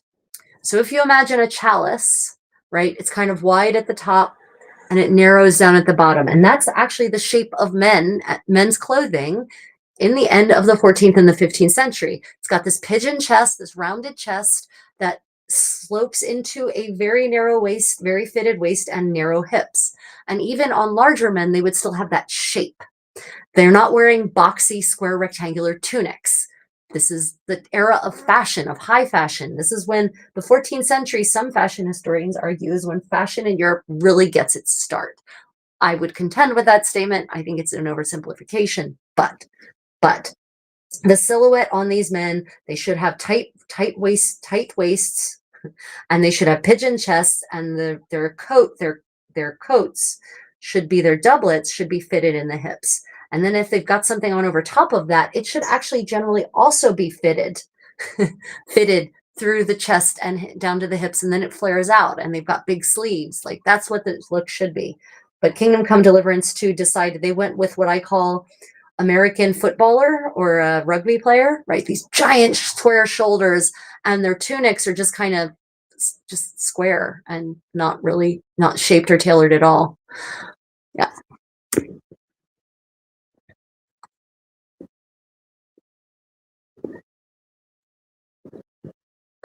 Nevis says weasel waisted was another part. I haven't heard weasel waisted, but it's a good one too. Yeah, weasel waisted, like the shape of a weasel. Yeah, weasel waisted is another term for the silhouette that Kingdom Come Deliverance 2 should absolutely have.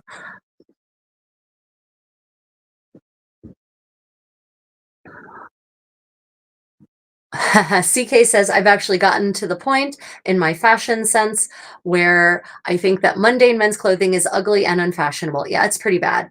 For the most part, it's pretty bad. There's a couple of rare exceptions.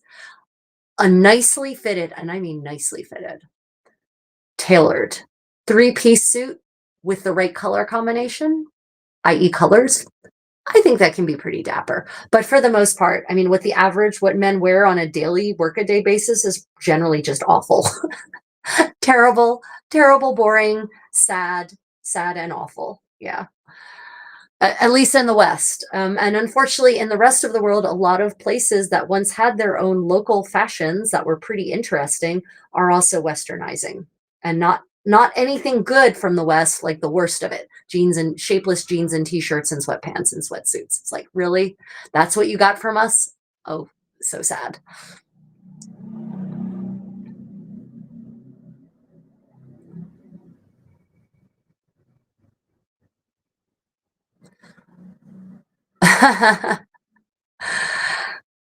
Yeah, I mean, it's not all bad, but the what people are wearing, what men are generally wearing is just sad, just so sad. And if you think about it, if you really think about it, men's fashion hasn't evolved a single bit. Variations on a theme, but it hasn't evolved since the end of the second half of the 19th century. Like, it hasn't.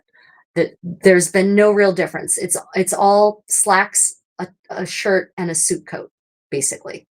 Right. And now we've like degraded beyond that to just jeans and what would have been an undershirt 50 years ago, 60 years ago. We call it a t-shirt now, was an undershirt originally, right? So yeah, there's just been a sad degradation in men's fashions. I definitely agree with that.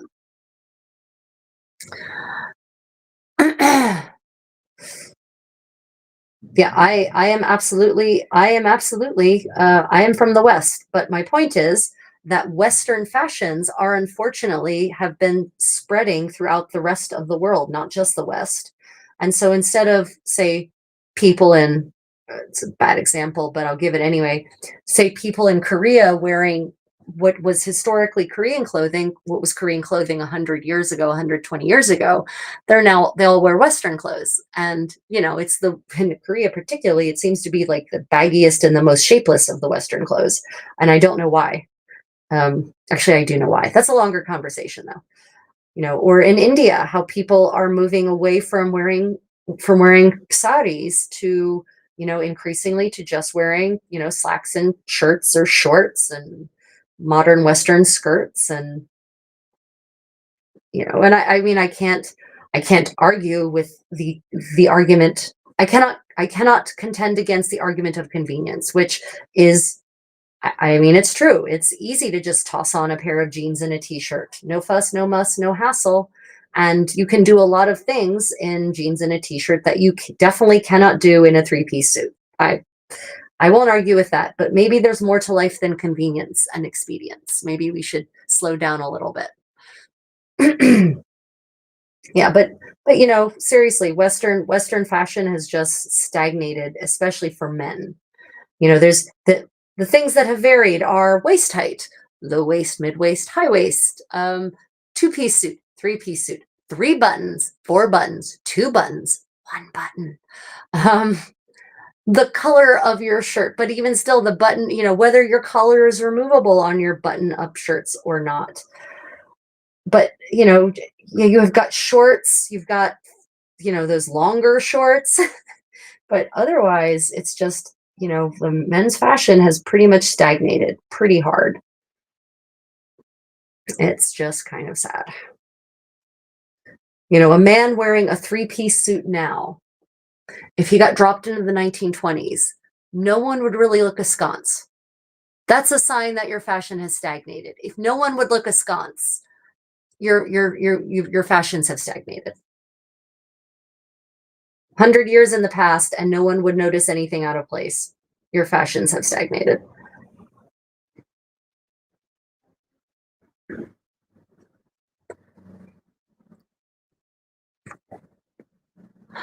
Dress shirts are basically the only thing in modern men's fashions that I like. Yeah, dress shirts are the only place where you have options, really. I mean, yes, you can have your suits made, and I have had them made, and interesting fabrics and colors, but you get side eye when you do that, right? Whereas, dress shirts can actually be colors and have patterns and stripes, and maybe even French cuffs for cufflinks, right? You can actually have jewelry attached to them, right? It's just sad. It's really just sad. I think I might switch to wearing historical menswear at this point because everything else is so boring. Yeah, Mark, don't blame you. Which period are you thinking, or you really just want to keep it flexible? I mean, yeah.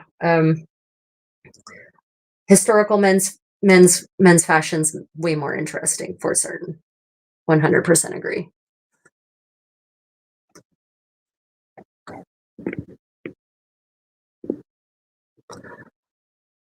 Why, James, you ask, why are men's taught to seamstress or why are they not taught?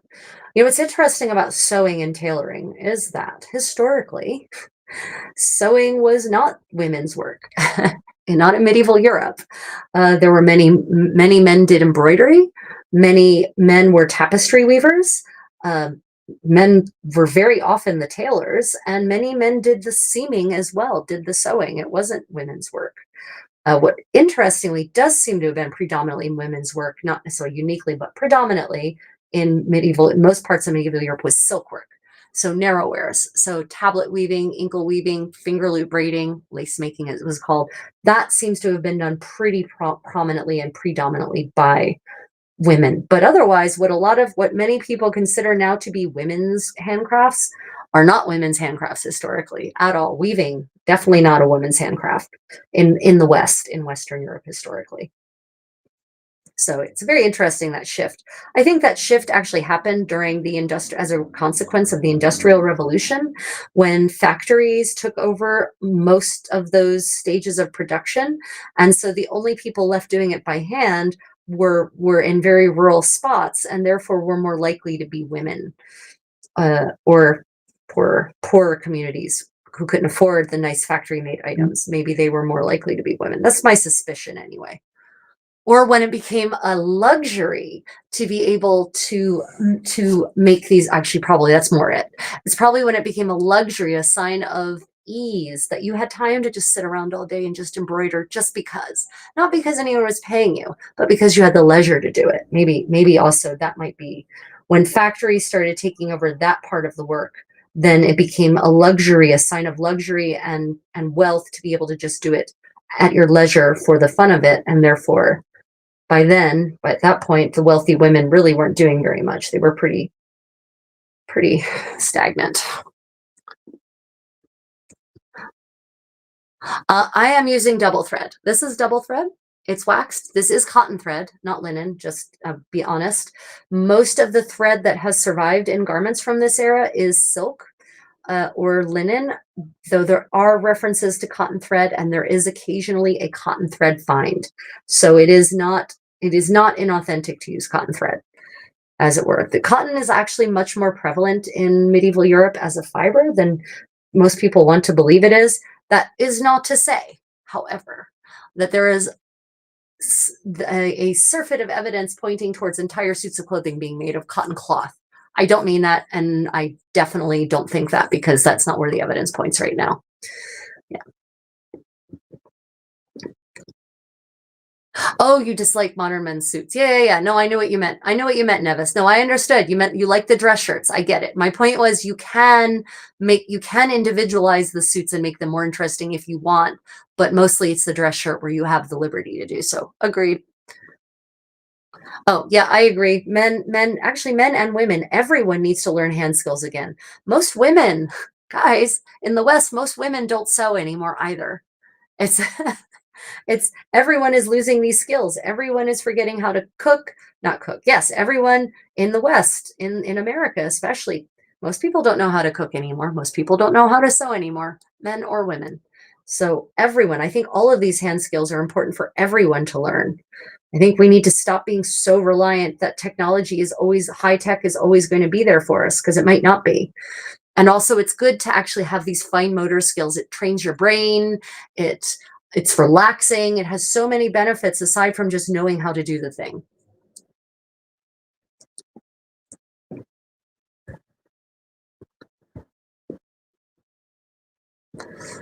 So Mark, you're thinking 17th century, the next 12th. Nice. Keep them guessing.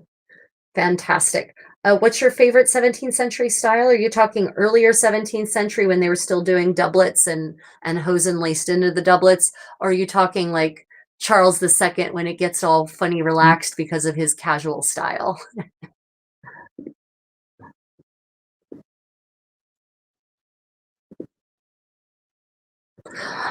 Can I make Viking era clothing? I can. I just don't. I can. I mean, I know actually, I definitely know more than the average person about Norse, what we would call Viking era clothing, across various parts of Europe. In fact, I can make it. I just don't because it's not my period of preference. So the reason I'm not super fascinated by the material culture of the so-called Viking era is honestly because we know nothing about music and dance from that era.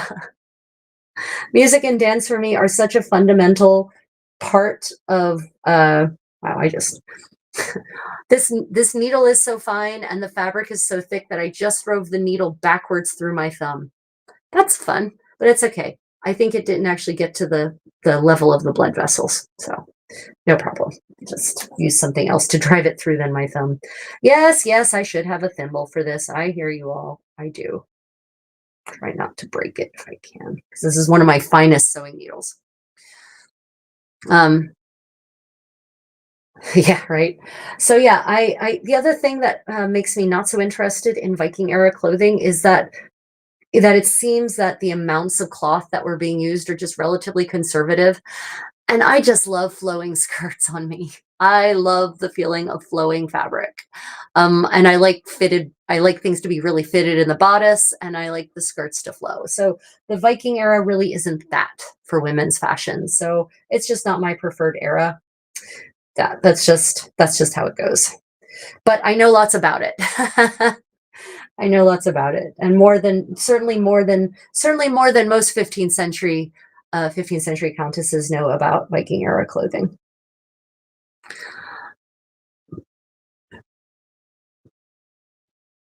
Yeah, hand sewing is definitely meditative. Let me see. Yeah, no, I agree. You know, there's so much we can learn from medieval culture, right? From the way medieval people lived, and I've harped on it again before, and I'll harp on it again, right? We can learn so much about how to save our own society and the planet. And by save the planet, I mean conserve it so that it's hospitable for human life. Because the planet doesn't give a crap if we destroy our environment. It will just create a new one for the next species to rise to the top. So in order for us to survive, we could learn so much from medieval society because of their approach to the 3 R's: reduce, reuse, recycle. And one of those R's they didn't really have to do much of because the reduction was automatic by virtue of the fact that materials were expensive and everything was costly to make.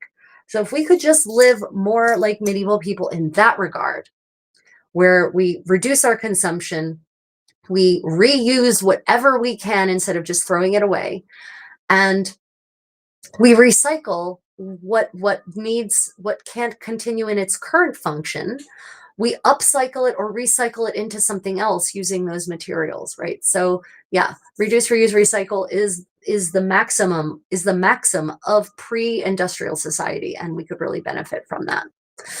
Okay, everyone. Well, tonight my time, tonight Asia, Australia, New Zealand, Oceania, Pacific Islanders.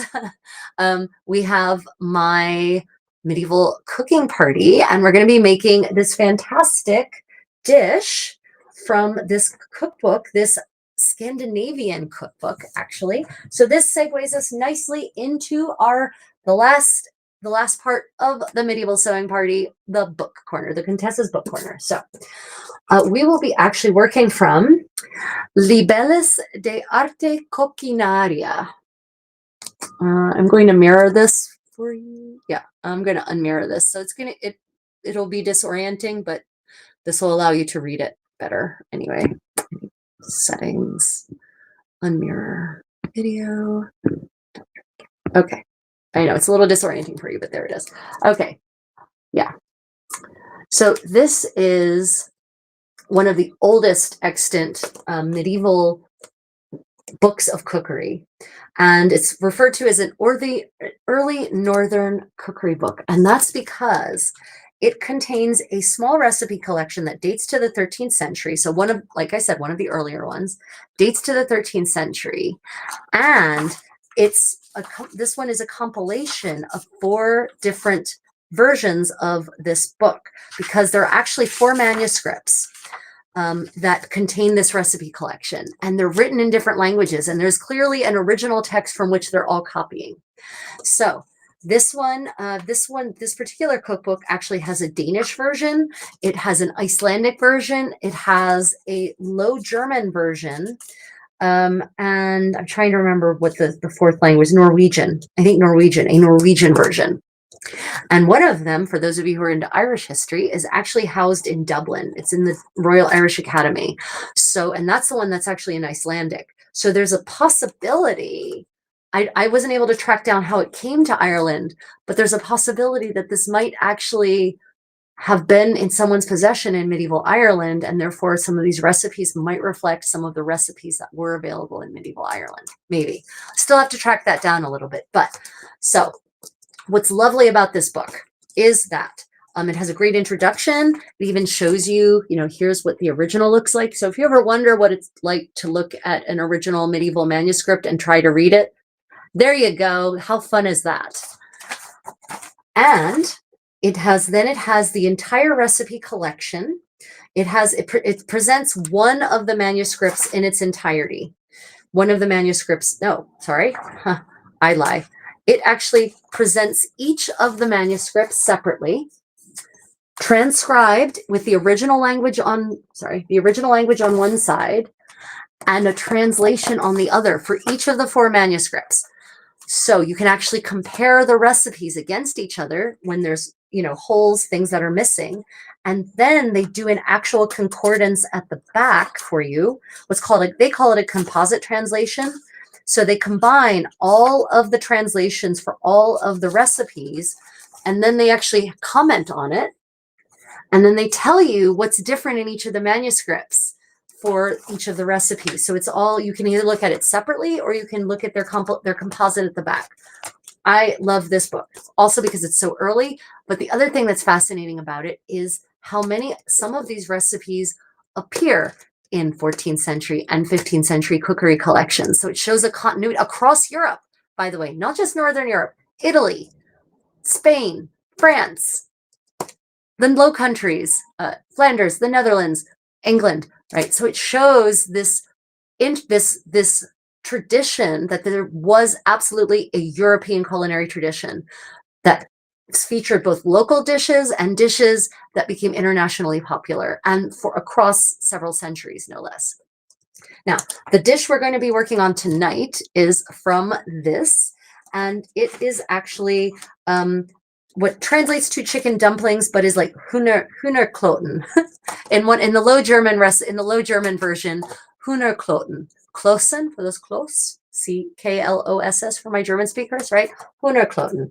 And so dumplings, or you might think of them as meatballs, chicken meatballs, but like a Kloten, they're exactly called that in the German. But what's nice about them is they're bread free.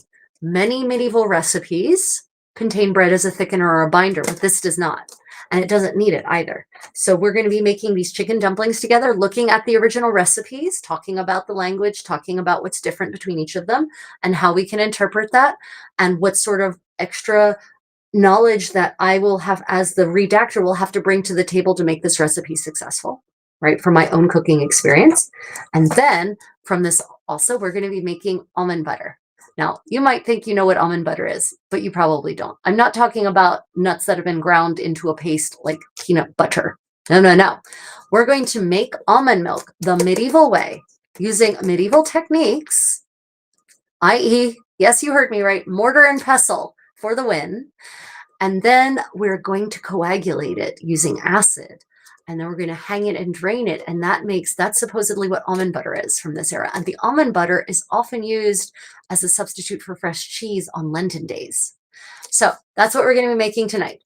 Hühnerkloten, and I forget what the word for almond butter, the original Low German word for almond butter was, but it was probably Mandelbutter or something like that, right? So that will be book recommendation plus what we will be doing in tonight's medieval cooking party. So I'm excited for that. I hope you can all join. It will be early morning in the Americas, middle of the day Europe, evening Asia. Can I show the book again? Yes, sorry. Oh, and for those who don't know, after this, I will take pictures of the front and back with the ISBN and post it on all the for the public. I'll post it on the community walls and everything. Yeah. Sorry, it's not mirrored, so it's a little weird. Yeah, there we go. But yeah, don't worry. As always, after our live stream, I will go through and post front and back pictures of the books. Yep. Yep. Almond butter. Exactly. Almond butter. Yep. Okay.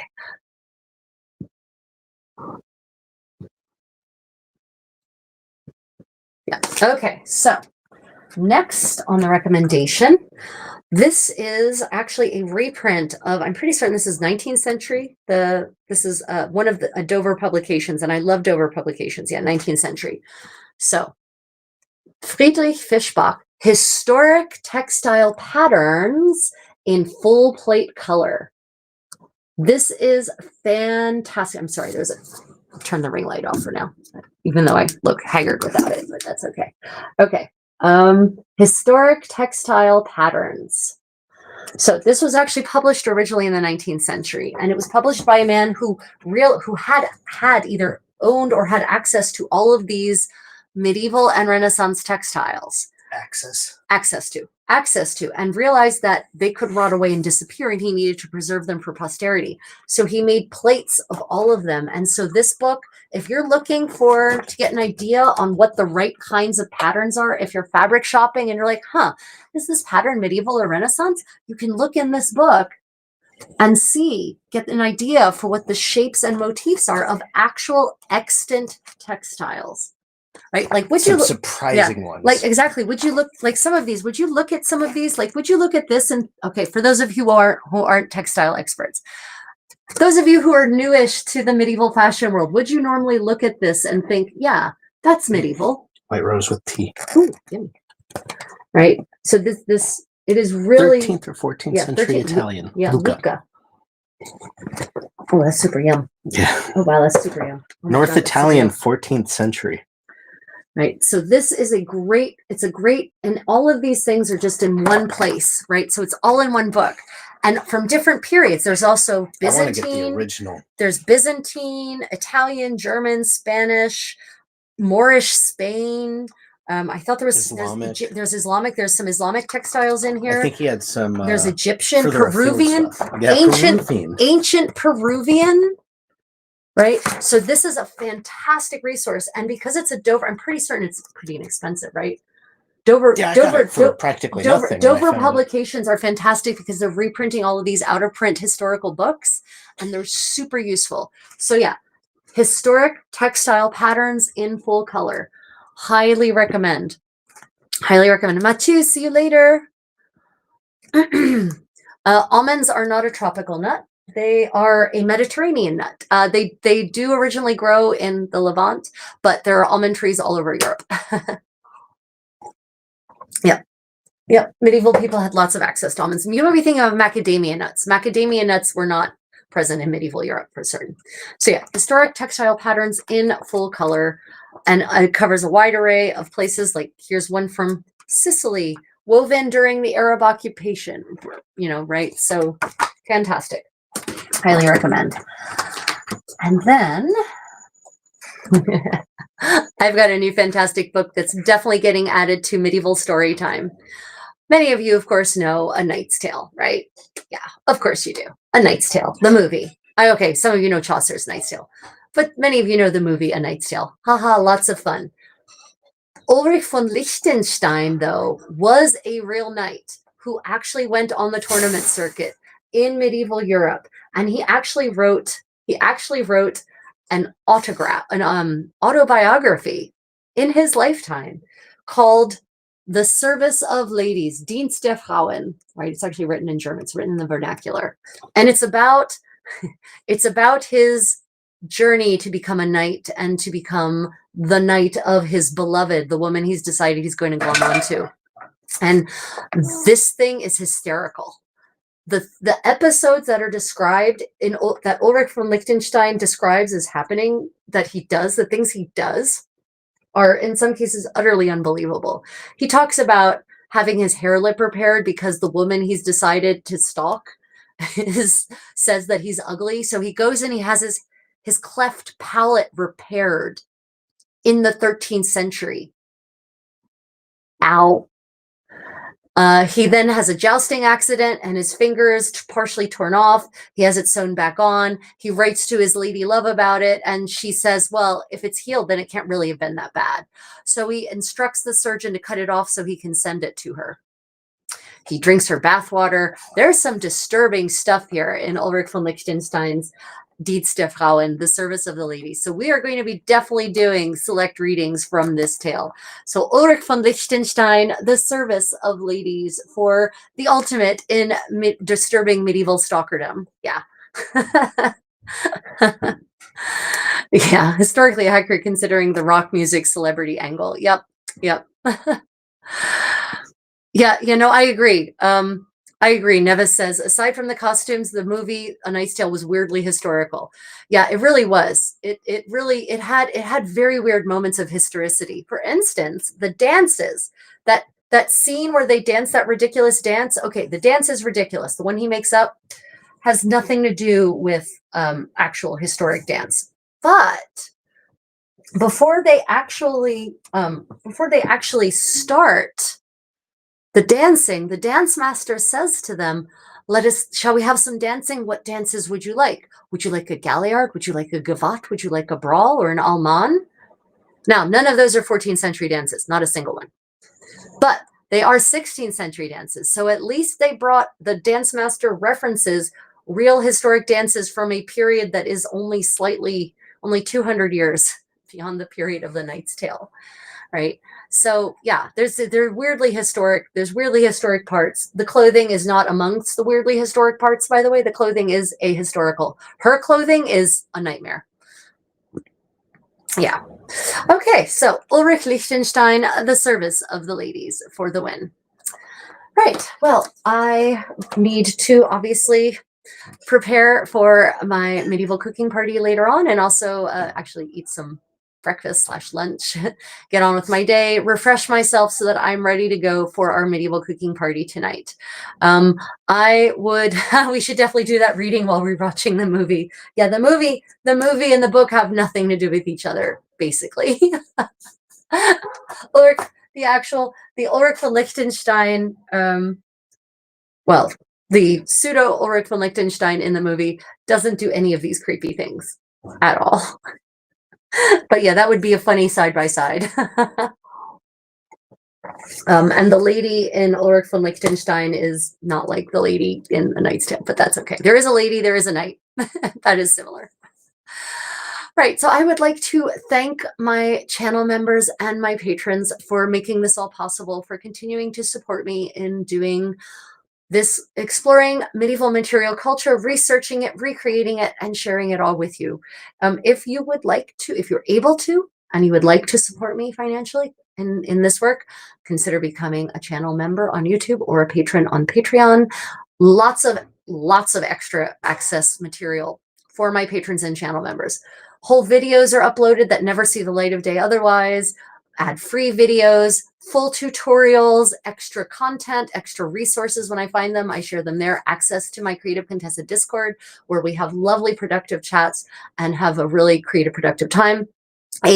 Technically twice a month live Zoom session where we actually interact face-to-face, and you can show me your projects and ask me for advice, and we can share information actually by using our voices. So if you have the resources and you would like to, that is an option.